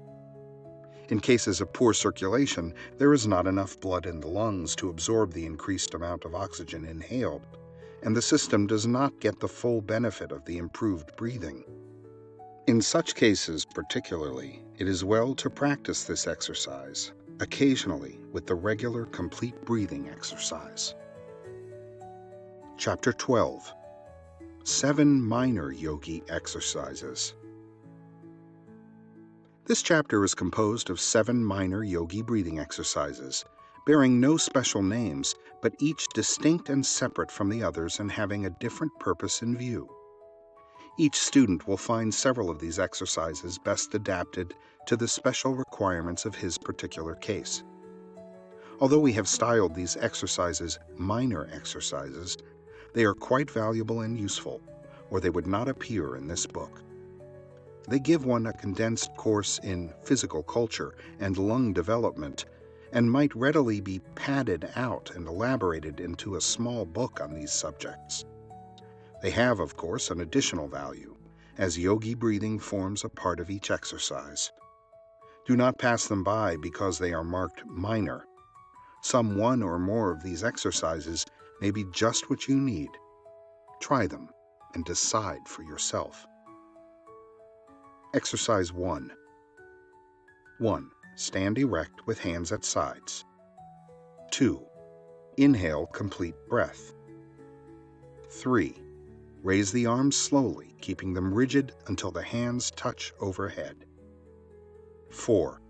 Retain the breath a few minutes with hands overhead. 5.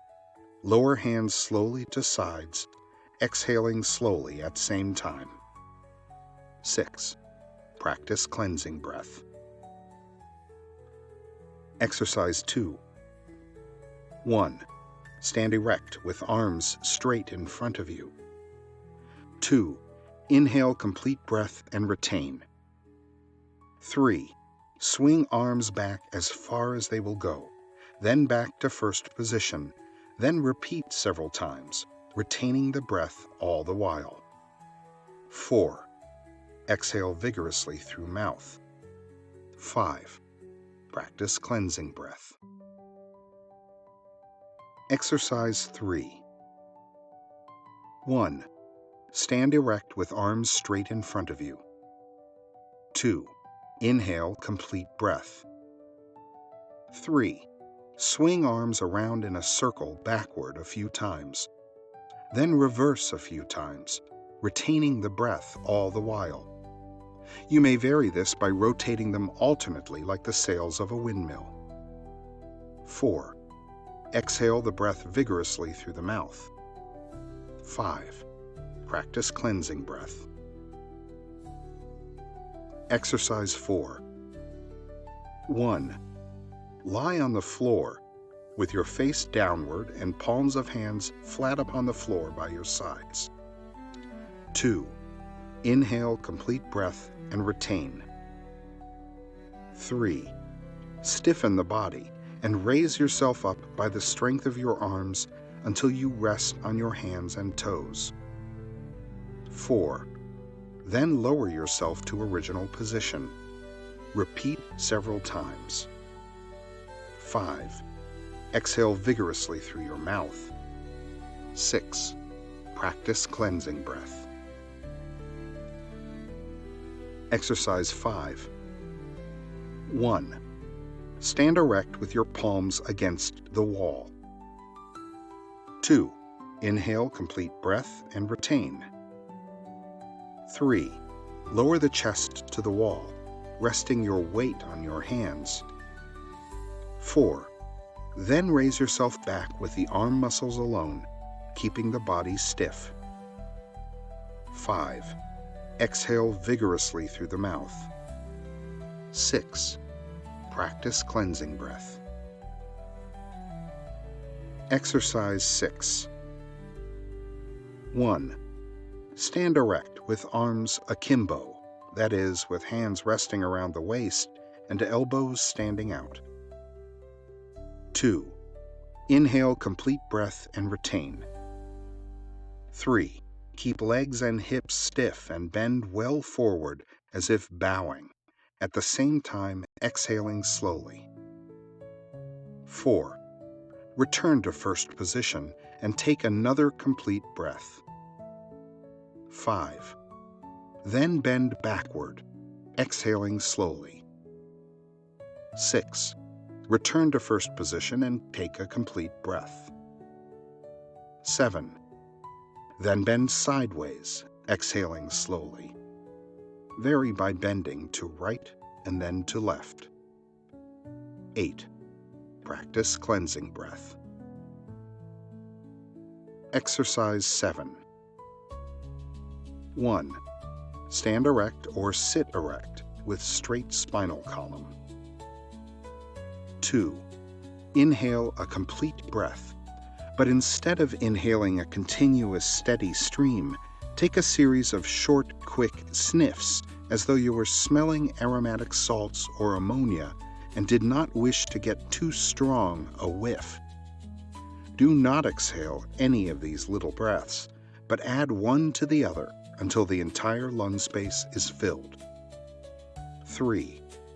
Retain for a few seconds. 4. Exhale through the nostrils in a long, restful, sighing breath. 5. Practice cleansing breath. Chapter 13. Vibration and Yogi Rhythmic Breathing. All is in vibration.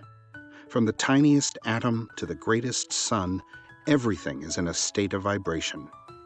There is nothing in absolute rest in nature. A single atom deprived of vibration would wreck the universe. In incessant vibration, the universal work is performed.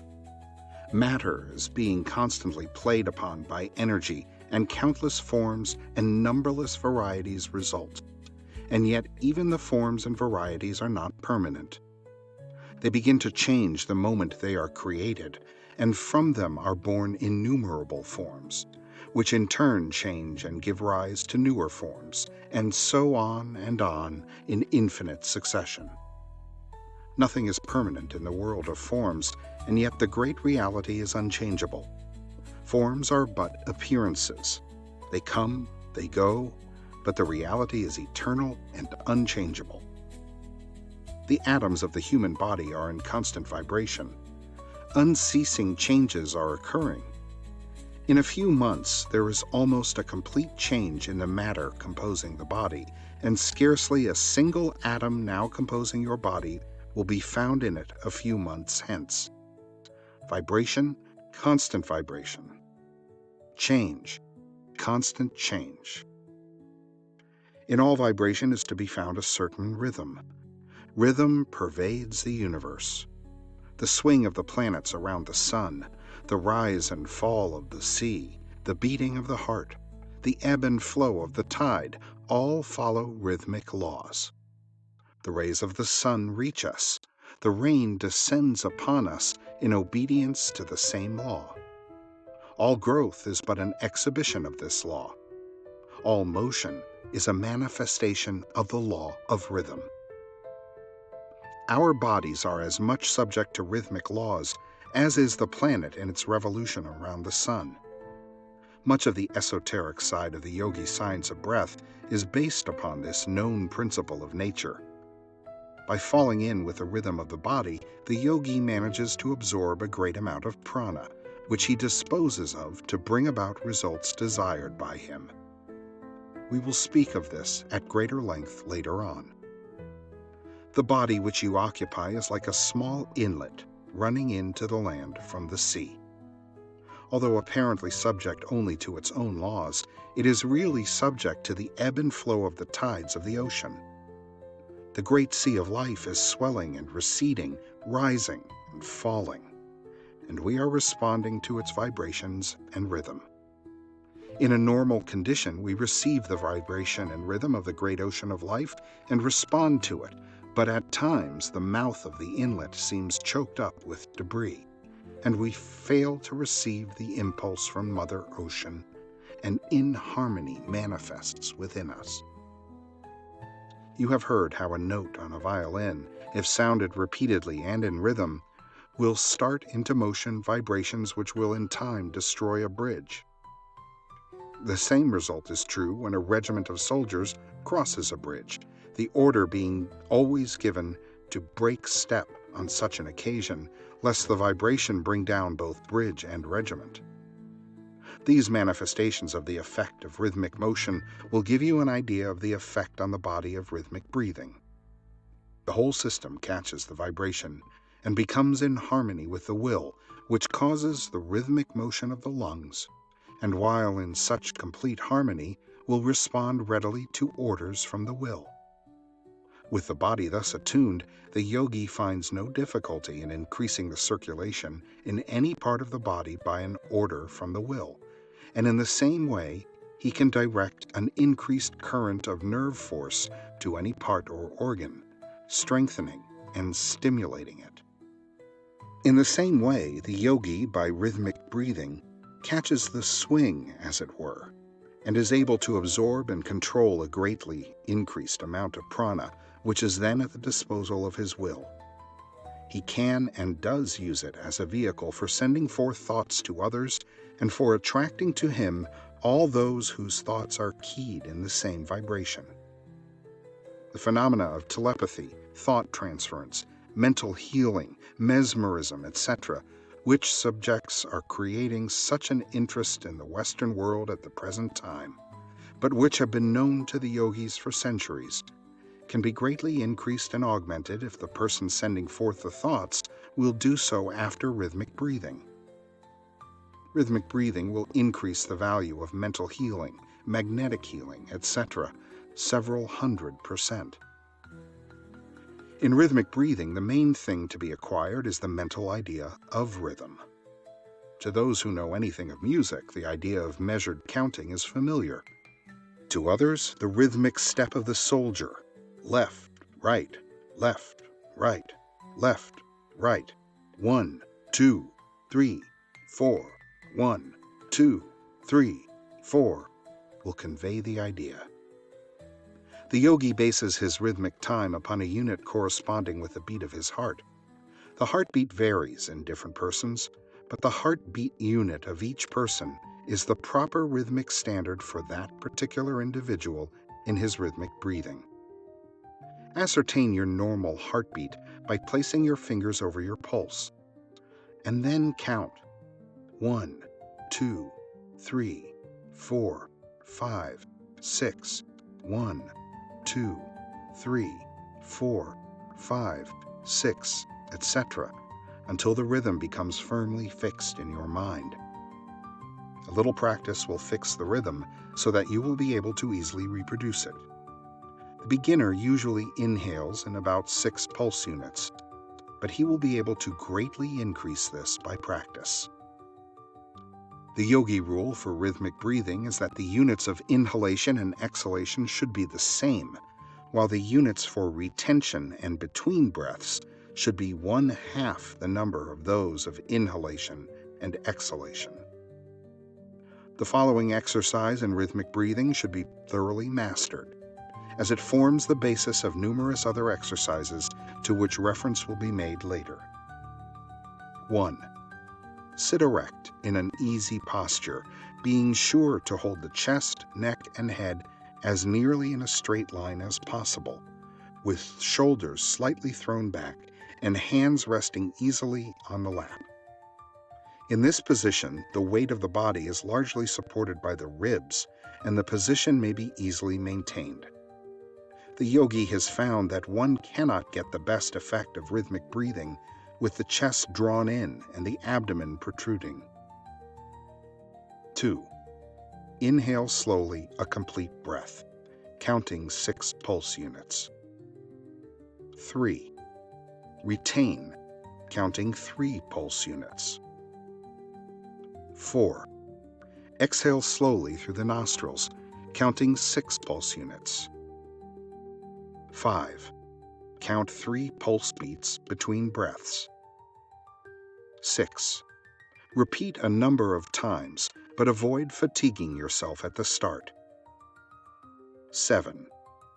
When you are ready to close the exercise, practice cleansing breath, which will rest you and cleanse the lungs.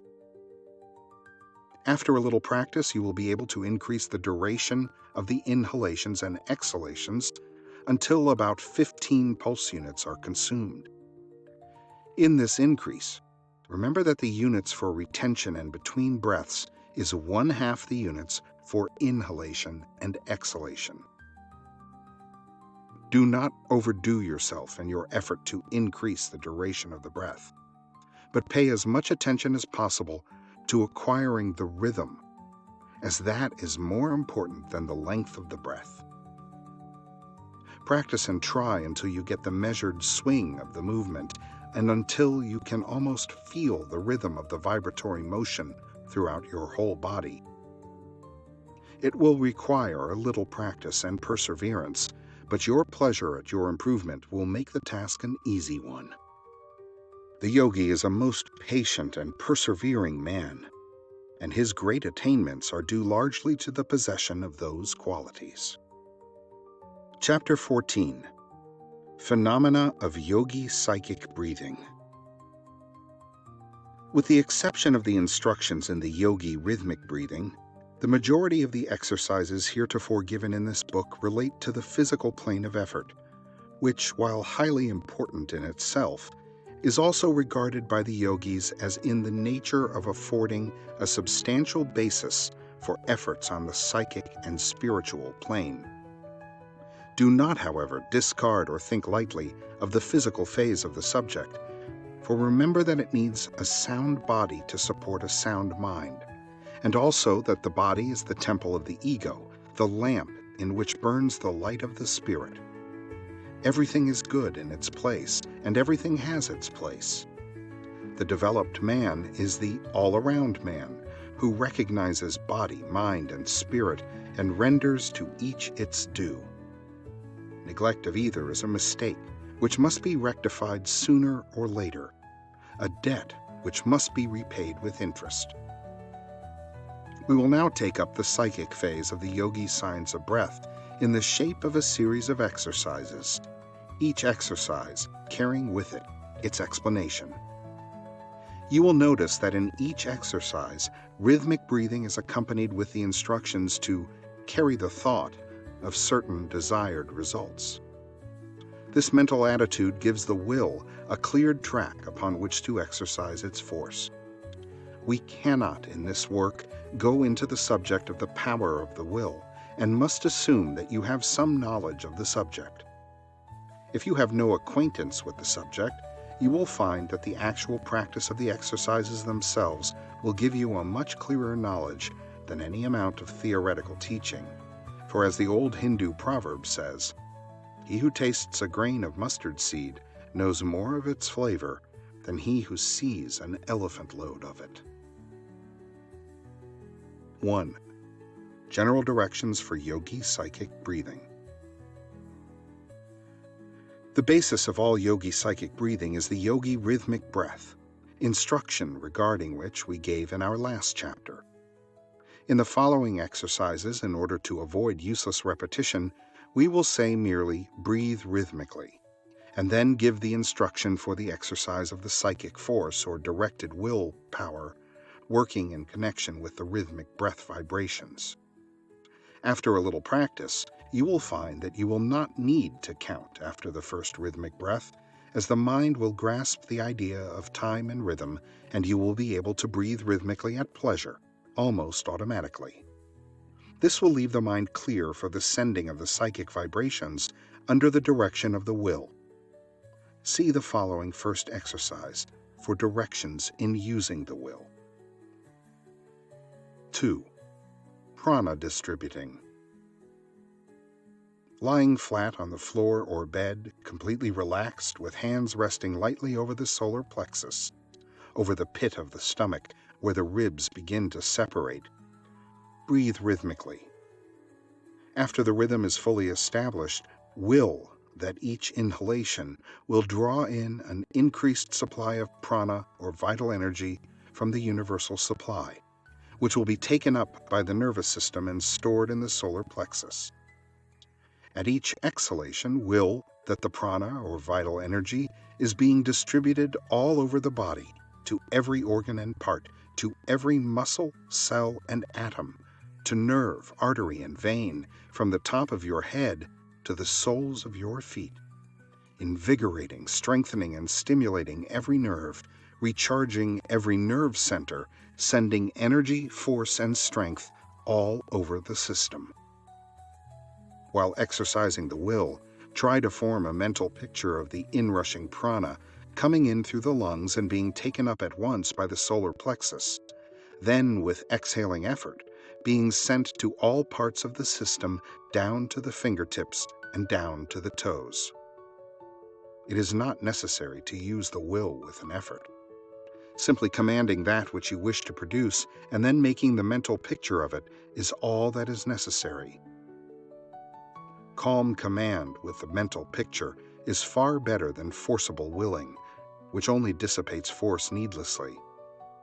The above exercise is most helpful and greatly refreshes and strengthens the nervous system and produces a restful feeling all over the body. It is especially beneficial in cases where one is tired or feels a lack of energy. 3. Inhibiting pain. Lying down or sitting erect, breathe rhythmically, holding the thought that you are inhaling prana. Then, when you exhale, send the prana to the painful part to re-establish the circulation and nerve current. Then inhale more prana for the purpose of driving out the painful condition. Then exhale, holding the thought that you are driving out the pain.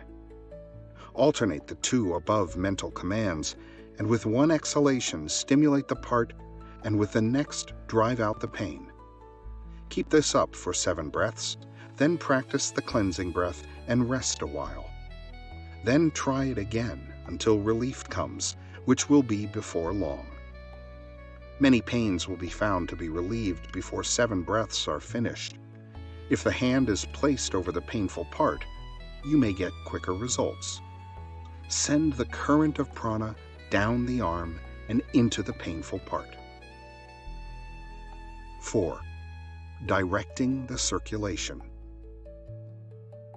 Lying down or sitting erect, breathe rhythmically, and with the exhalations, direct the circulation to any part you wish, which may be suffering from imperfect circulation. This is effective in cases of cold feet or in cases of headache, the blood being sent downward in both cases. In the first case, warming the feet, and in the latter, relieving the brain from too great pressure. In the case of headache, try the pain inhibiting first, then follow with sending the blood downward. You will often feel a warm feeling in the legs as the circulation moves downward. The circulation is largely under the control of the will, and rhythmic breathing renders the task easier. 5. Self-healing. Lying in a relaxed condition, breathe rhythmically and command that a good supply of prana be inhaled. With the exhalation, send the prana to the affected part for the purpose of stimulating it. Vary this occasionally by exhaling with a mental command that the diseased condition be forced out and disappear. Use the hands in this exercise, passing them down the body from the head to the affected part. In using the hands and healing yourself or others, always hold the mental image that the prana is flowing down the arm and through the fingertips into the body, thus reaching the affected part and healing it. Of course, we can give only general directions in this book without taking up the several forms of disease in detail, but a little practice of the above exercise, varying it slightly to fit the conditions of the case, will produce wonderful results. Some yogis follow the plan of placing both hands on the affected part and then breathing rhythmically, holding the mental image that they are fairly pumping prana into the diseased organ and part, stimulating it and driving out diseased conditions, as pumping into a pail of dirty water will drive out the latter and fill the bucket with fresh water. This last plan is very effective if the mental image of the pump is clearly held, the inhalation representing the lifting of the pump handle, and the exhalation the actual pumping. 6. Healing others. We cannot take up the question of the psychic treatment of disease by prana in detail in this book, as such would be foreign to its purpose. But we can and will give you simple, plain instructions whereby you may be enabled to do much good in relieving others. The main principle to remember is that by rhythmic breathing and controlled thought, you are enabled to absorb a considerable amount of prana and are able to pass it into the body of another person, stimulating weakened parts and organs and imparting health and driving out diseased conditions. You must first learn to form such a clear mental image of the desired condition that you will be able to actually feel the influx of prana and the force running down your arms and out of your fingertips into the body of the patient. Breathe rhythmically a few times until the rhythm is fairly established. Then place your hands upon the affected part of the body of the patient, letting them rest lightly over the part. Then follow the pumping process described in the preceding exercise, self-healing, and fill the patient full of prana until the diseased condition is driven out. Every once in a while, raise the hands and flick the fingers as if you were throwing off the diseased condition.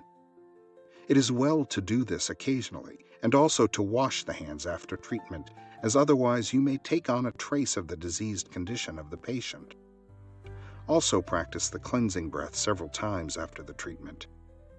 During the treatment, let the prana pour into the patient in one continuous stream, allowing yourself to be merely the pumping machinery connecting the patient with the universal supply of prana, and allowing it to flow freely through you. You need not work the hands vigorously, but simply enough that the prana freely reaches the affected parts. The rhythmic breathing must be practiced frequently during the treatment so as to keep the rhythm normal and to afford the prana a free passage. It is better to place the hands on the bare skin, but where this is not advisable or possible, place them over the clothing. Vary above methods occasionally during the treatment by stroking the body gently and softly with the fingertips, the fingers being kept slightly separated. This is very soothing to the patient. In cases of long standing, you may find it helpful to give the mental command in words, such as get out, or be strong, as the case may be, the words helping you to exercise the will more forcibly and to the point. Vary these instructions to suit the needs of the case and use your own judgment and inventive faculty. We have given you the general principles, and you can apply them in hundreds of different ways. The above apparently simple instruction, if carefully studied and applied, will enable one to accomplish all that the leading magnetic healers are able to, although their systems are more or less cumbersome and complicated. They are using prana ignorantly and calling it magnetism. If they would combine rhythmic breathing with their magnetic treatment, they would double their efficiency. 7. Distant healing. Prana colored by the thought of the sender may be projected to persons at a distance who are willing to receive it, and healing work done in this way. This is the secret of the absent healing, of which the Western world has heard so much of late years. The thought of the healer sends forth and colors the prana of the sender, and it flashes across space and finds lodgment in the psychic mechanism of the patient. It is unseen, and like the Marconi waves, it passes through intervening obstacles and seeks the person attuned to receive it. In order to treat persons at a distance, you must form a mental image of them until you can feel yourself to be en rapport with them. This is a psychic process dependent upon the mental imagery of the healer. You can feel the sense of rapport when it is established, it manifesting in a sense of nearness. That is about as plain as we can describe it. It may be acquired by a little practice, and some will get it at the first trial. When rapport is established, say mentally to the distant patient, I am sending you a supply of vital force or power which will invigorate you and heal you. Then picture the prana as leaving your mind with each exhalation of rhythmic breath and traveling across space instantaneously and reaching the patient and healing him. It is not necessary to fix certain hours for this treatment, although you may do so if you wish. The receptive condition of the patient, as he is expecting and opening himself up to your psychic force, attunes him to receive your vibrations whenever you may send them. If you agree upon hours, let him place himself in a relaxed attitude and receptive condition. The above is the great underlying principle of the absent treatment of the Western world. You may do these things as well as the most noted healers with a little practice. Chapter 15. More phenomena of yogi psychic breathing. 1. Thought projection. Thoughts may be projected by following the last mentioned method, distant healing, and others will feel the effect of thoughts so sent forth, it being remembered always that no evil thought can ever injure another person whose thoughts are good. Good thoughts are always positive to bad ones, and bad ones always negative to good ones. One can, however, excite the interest and attention of another by sending him thought waves in this way, charging the prana with the message he wishes to convey. If you desire another's love and sympathy, and possess love and sympathy for him, you can send him thoughts of this kind with effect, providing your motives are pure.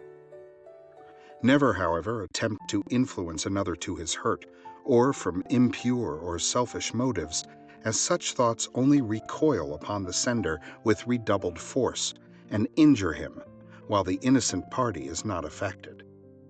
Psychic force, when legitimately used, is all right, but beware of black magic or improper and unholy uses of it, as such attempts are like playing with a dynamo, and the person attempting such things will be surely punished by the result of the act itself.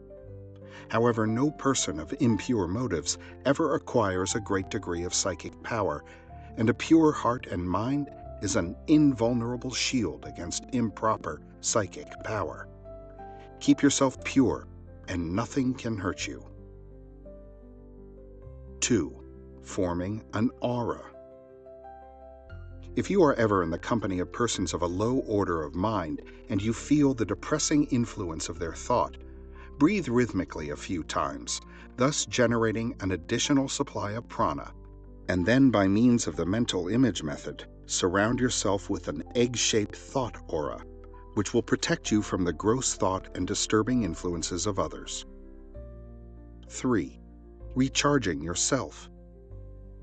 If you feel that your vital energy is at a low ebb and that you need to store up a new supply quickly, the best plan is to place the feet close together, side by side of course, and to lock the fingers of both hands in any way that seems the most comfortable. This closes the circuit, as it were, and prevents any escape of prana through the extremities. Then breathe rhythmically a few times and you will feel the effect of the recharging. 4. Recharging others. If some friend is deficient in vitality, you may aid him by sitting in front of him, your toes touching his and his hands in yours. Then both breathe rhythmically, you forming the mental image of sending prana into his system, and he holding the mental image of receiving the prana. Persons of weak vitality or passive will should be careful with whom they try this experiment, as the prana of a person of evil desires will be colored with the thoughts of that person, and may give him a temporary influence over the weaker person. The latter, however, may easily remove such influence by closing the circuit, as before mentioned, and breathing a few rhythmic breaths, closing with the cleansing breath. 5. Charging water. Water may be charged with prana by breathing rhythmically and holding the glass of water by the bottom in the left hand, and then gathering the fingers of the right hand together and shaking them gently over the water, as if you were shaking drops of water off of your fingertips into the glass. The mental image of the prana being passed into the water must also be held.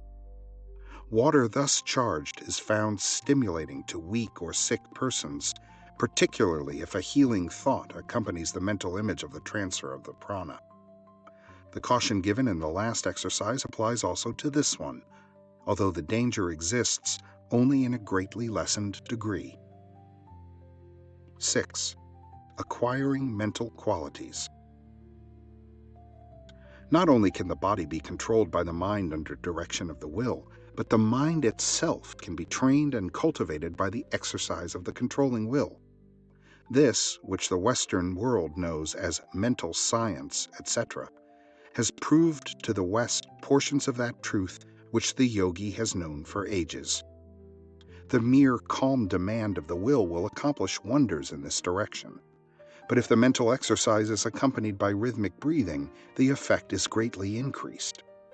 Desirable qualities may be acquired by holding the proper mental image of what is desired during rhythmic breathing. Poise and self-control, desirable qualities, increased power, etc., may be acquired in this way. Undesirable qualities may be eliminated by cultivating the opposite qualities. Any or all the mental science exercises, treatments, and affirmations may be used with the yogi rhythmic breath. The following is a good general exercise for the acquirement and development of desirable mental qualities. Lie in a passive attitude or sit erect. Picture to yourself the qualities you desire to cultivate, seeing yourself as possessed of the qualities and demanding that your mind develop the quality. Breathe rhythmically, holding the mental picture firmly. Carry the mental picture with you as much as possible and endeavor to live up to the ideal you have set up in your mind. You will find yourself gradually growing up to your ideal. The rhythm of the breathing assists the mind in forming new combinations, and the student who has followed the Western system will find the Yogi Rhythmic a wonderful ally in his mental science works. 7. Acquiring physical qualities. Physical qualities may be acquired by the same methods as above mentioned in connection with mental qualities. We do not mean, of course, that short men can be made tall, or that amputated limbs may be replaced, or similar miracles. But the expression of the countenance may be changed, courage and general physical characteristics improved by the control of the will, accompanied by rhythmic breathing. As a man thinks, so does he look, act, walk, sit, etc. Improved thinking will mean improved looks and actions. To develop any part of the body, direct the attention to it, while breathing rhythmically, holding the mental picture that you are sending an increased amount of prana or nerve force to the part, and thus increasing its vitality and developing it. This plan applies equally well to any part of the body which you wish to develop. Many Western athletes use a modification of this plan in their exercises. The student who has followed our instructions so far will readily understand how to apply the yogi principles in the above work. The general rule of exercise is the same as in the preceding exercise, acquiring mental qualities. We have touched upon the subject of the care of physical ailments in preceding pages. 8. Controlling the emotions. The undesirable emotions, such as fear, worry, anxiety, hate, anger, jealousy, envy, melancholy, excitement, grief, etc., are amenable to the control of the will, and the will is enabled to operate more easily in such cases if rhythmic breathing is practiced while the student is willing. The following exercise has been found most effective by the yogi students, although the advanced yogi has but little need of it, as he has long since gotten rid of these undesirable mental qualities by growing spiritually beyond them. The yogi student, however, finds the exercise a great help to him while he is growing. Breathe rhythmically, concentrating the attention upon the solar plexus and sending to it the mental command, "Get out." Send the mental command firmly, just as you begin to exhale, and form the mental picture of the undesirable emotions being carried away with the exhaled breath. Repeat 7 times and finish with the cleansing breath, and then see how good you feel. The mental command must be given in earnest, as trifling will not do the work. 9. Transmutation of the reproductive energy. The yogis possess great knowledge regarding the use and abuse of the reproductive principle in both sexes. Some hints of this esoteric knowledge have filtered out and have been used by Western writers on the subject, and much good has been accomplished in this way.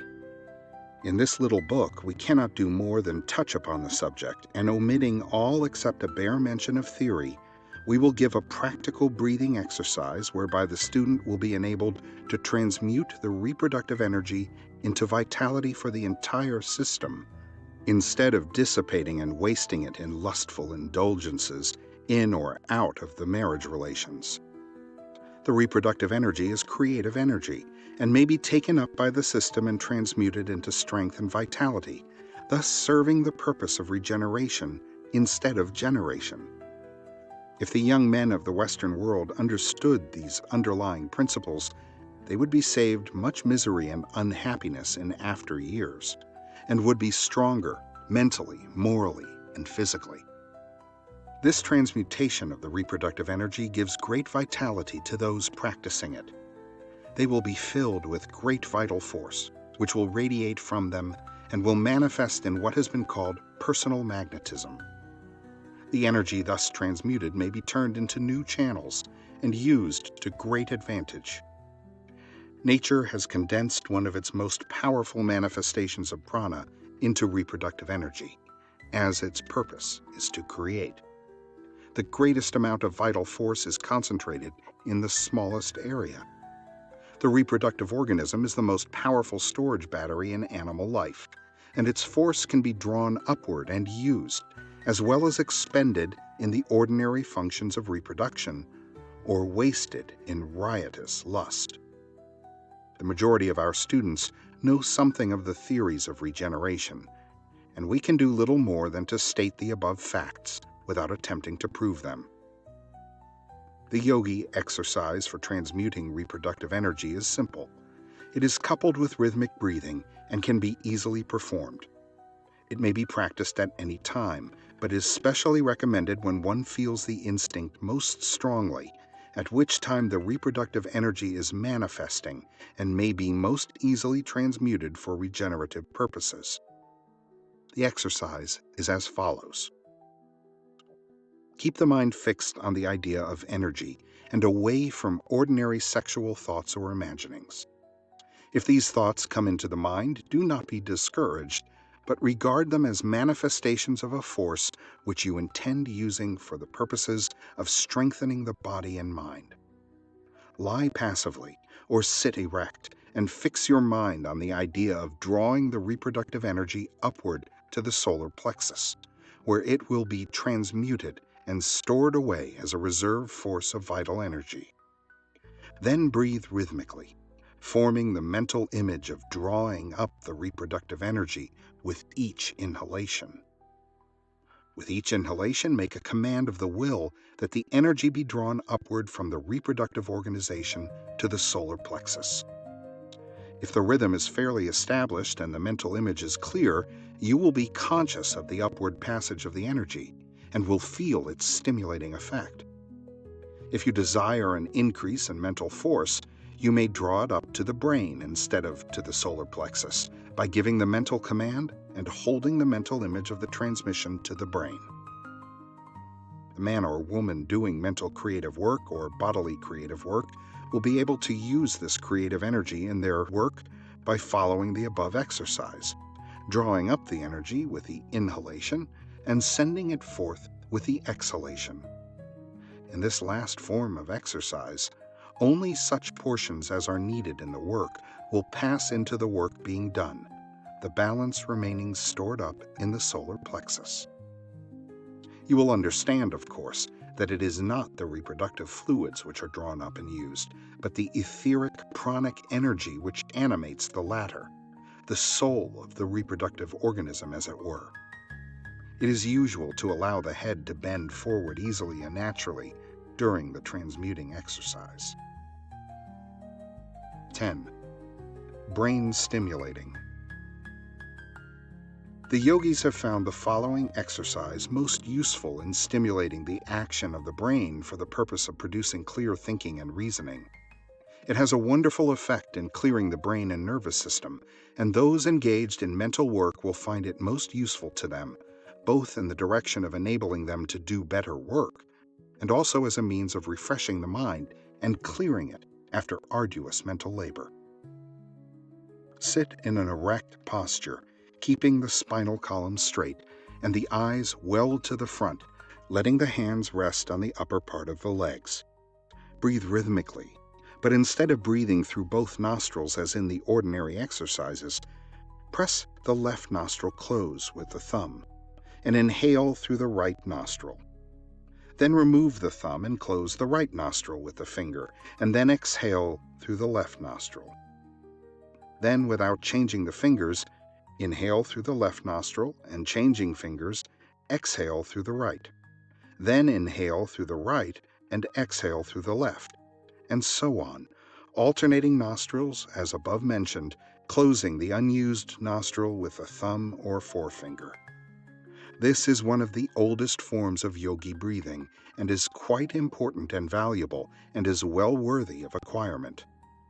But it is quite amusing to the yogis to know that to the Western world, this method is often held out as being the whole secret of yogi breathing. To the minds of many Western readers, Yogi breathing suggests nothing more than a picture of a Hindu sitting erect and alternating nostrils in the act of breathing. Only this, and nothing more. We trust that this little work will open the eyes of the Western world to the great possibilities of yogi breathing and the numerous methods whereby it may be employed. 11. The Grand Yogi Psychic Breath. The yogis have a favorite form of psychic breathing which they practice occasionally, to which has been given a Sanskrit term of which the above is a general equivalent. We have given it last, as it requires practice on the part of the student in the line of rhythmic breathing and mental imagery, which he has now acquired by means of the preceding exercises. The general principles of the grand breath may be summed up in the old Hindu saying, "Blessed is the yogi who can breathe through his bones."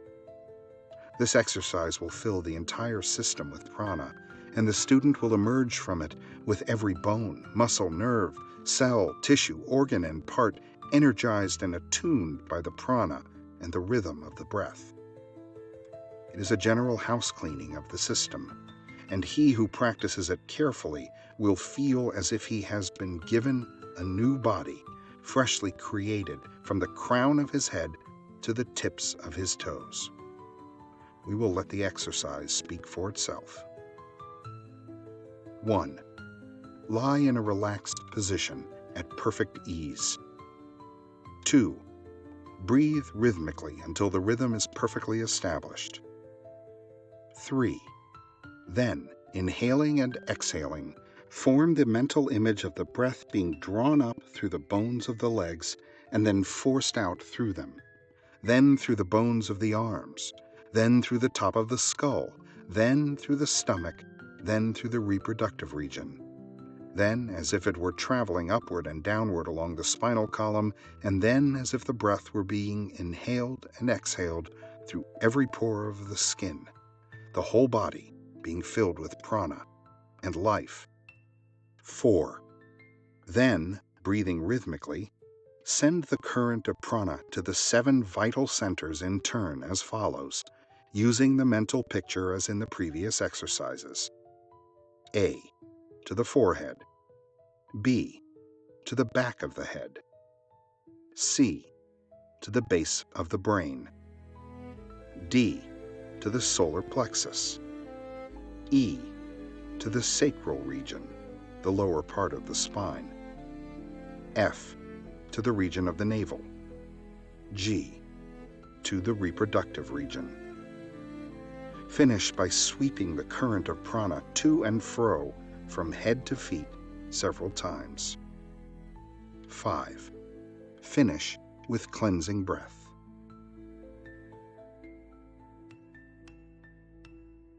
Chapter 16. Yogi Spiritual Breathing. The yogis not only bring about desired mental qualities and properties by willpower coupled with rhythmic breathing, but they also develop spiritual faculties, or rather aid in their unfoldment, in the same way. The Oriental philosophies teach that man has many faculties which are at present in a dormant state, but which will become unfolded as the race progresses. They also teach that man, by the proper effort of the will, aided by favorable conditions, may aid in the unfoldment of these spiritual faculties and develop them much sooner than in the ordinary process of evolution. In other words, one may even now develop spiritual powers of consciousness which will not become the common property of the race until after long ages of gradual development under the law of evolution. In all of the exercises directed toward this end, rhythmic breathing plays an important part. There is, of course, no mystic property in the breath itself which produces such wonderful results, but the rhythm produced by the yogi breath is such as to bring the whole system, including the brain, under perfect control and in perfect harmony, and by this means the most perfect condition is obtained for the unfoldment of these latent faculties. In this work, we cannot go deeply into the philosophy of the East regarding spiritual development, because this subject would require volumes to cover it, and then again the subject is too abstruse to interest the average reader.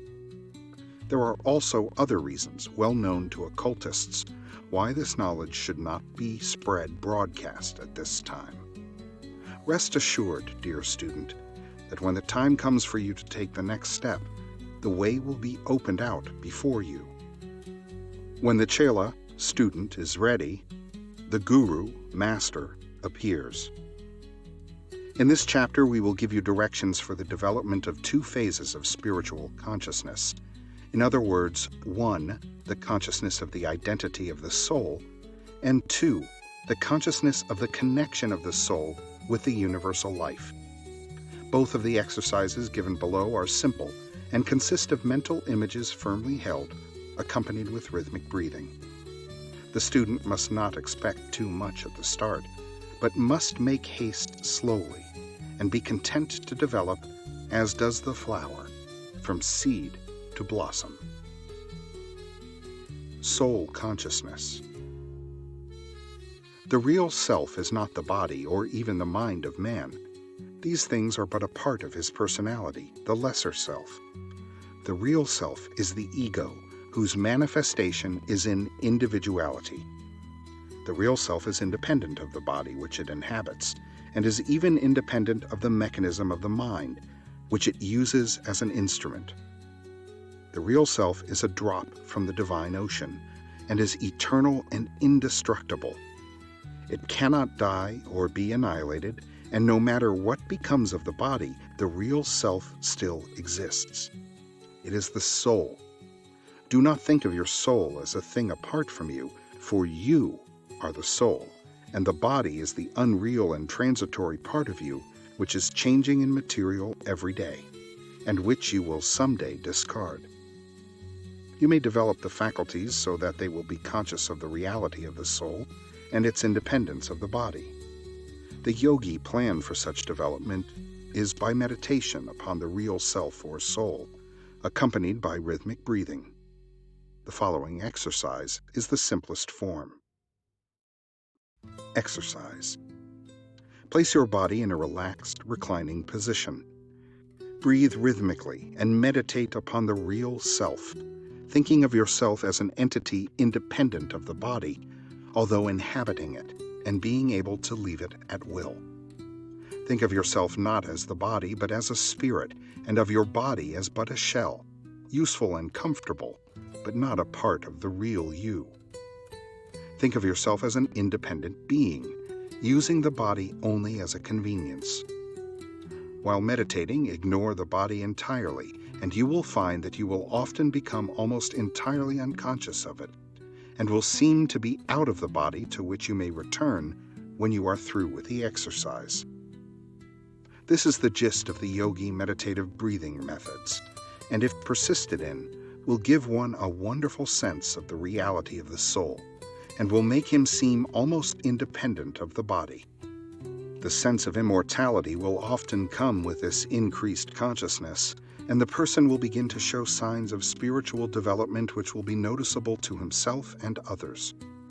But he must not allow himself to live too much in the upper regions, or to despise his body, for he is here on this plane for a purpose, and he must not neglect his opportunity to gain the experiences necessary to round him out, nor must he fail to respect his body, which is the temple of the spirit. The universal consciousness. The spirit in man, which is the highest manifestation of his soul, is a drop in the ocean of spirit, apparently separate and distinct, but yet really in touch with the ocean itself, and with every other drop in it.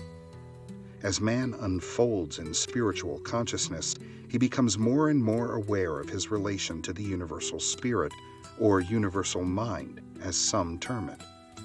He feels at times as if he were almost at one-ment with it, and then again he loses the sense of contact and relationship. The yogis seek to attain this state of universal consciousness by meditation and rhythmic breathing, and many have thus attained the highest degree of spiritual attainment possible to man in this stage of his existence. The student of this work will not need the higher instruction regarding adeptship at this time, as he has much to do and accomplish before he reaches that stage. But it may be well to initiate him into the elementary stages of the yogi exercises for developing universal consciousness. And if he is in earnest, he will discover means and methods whereby he may progress. The way is always open to him who is ready to tread the path. The following exercise will be found to do much toward developing the universal consciousness in those who faithfully practice it. Exercise. Place your body in a reclining, relaxed position. Breathe rhythmically and meditate upon your relationship with the universal mind, of which you are but an atom. Think of yourself as being in touch with all and at one-ment with all. See all as one and your soul as a part of that one. Feel that you are receiving the vibrations from the great universal mind and are partaking of its power and strength and wisdom. The two following lines of meditation may be followed. A. With each inhalation, think of yourself as drawing into yourself the strength and power of the universal mind. When exhaling, think of yourself as passing out to others that same power, at the same time being filled with love for every living thing, and desiring that it be a partaker of the same blessings which you are now receiving. Let the universal power circulate through you. B. Place your mind in a reverential state and meditate upon the grandeur of the universal mind, and open yourself to the inflow of the divine wisdom, which will fill you with illuminating wisdom, and then let the same flow out from you to your brothers and sisters whom you love and would help. This exercise leaves with those who have practiced it a newfound sense of strength, power, and wisdom, and a feeling of spiritual exaltation and bliss. It must be practiced only in a serious, reverential mood, and must not be approached triflingly or lightly. General directions. The exercises given in this chapter require the proper mental attitude and conditions, and the trifler in person of a non-serious nature, or one without a sense of spirituality and reverence, had better pass them by, as no results will be obtained by such persons. And besides, it is a willful trifling with things of a high order, which course never benefits those who pursue it. These exercises are for the few who can understand them, and the others will feel no attraction to try them. During meditation, let the mind dwell upon the ideas given in the exercise, until it becomes clear to the mind and gradually manifests in real consciousness within you. The mind will gradually become passive and at rest, and the mental image will manifest clearly.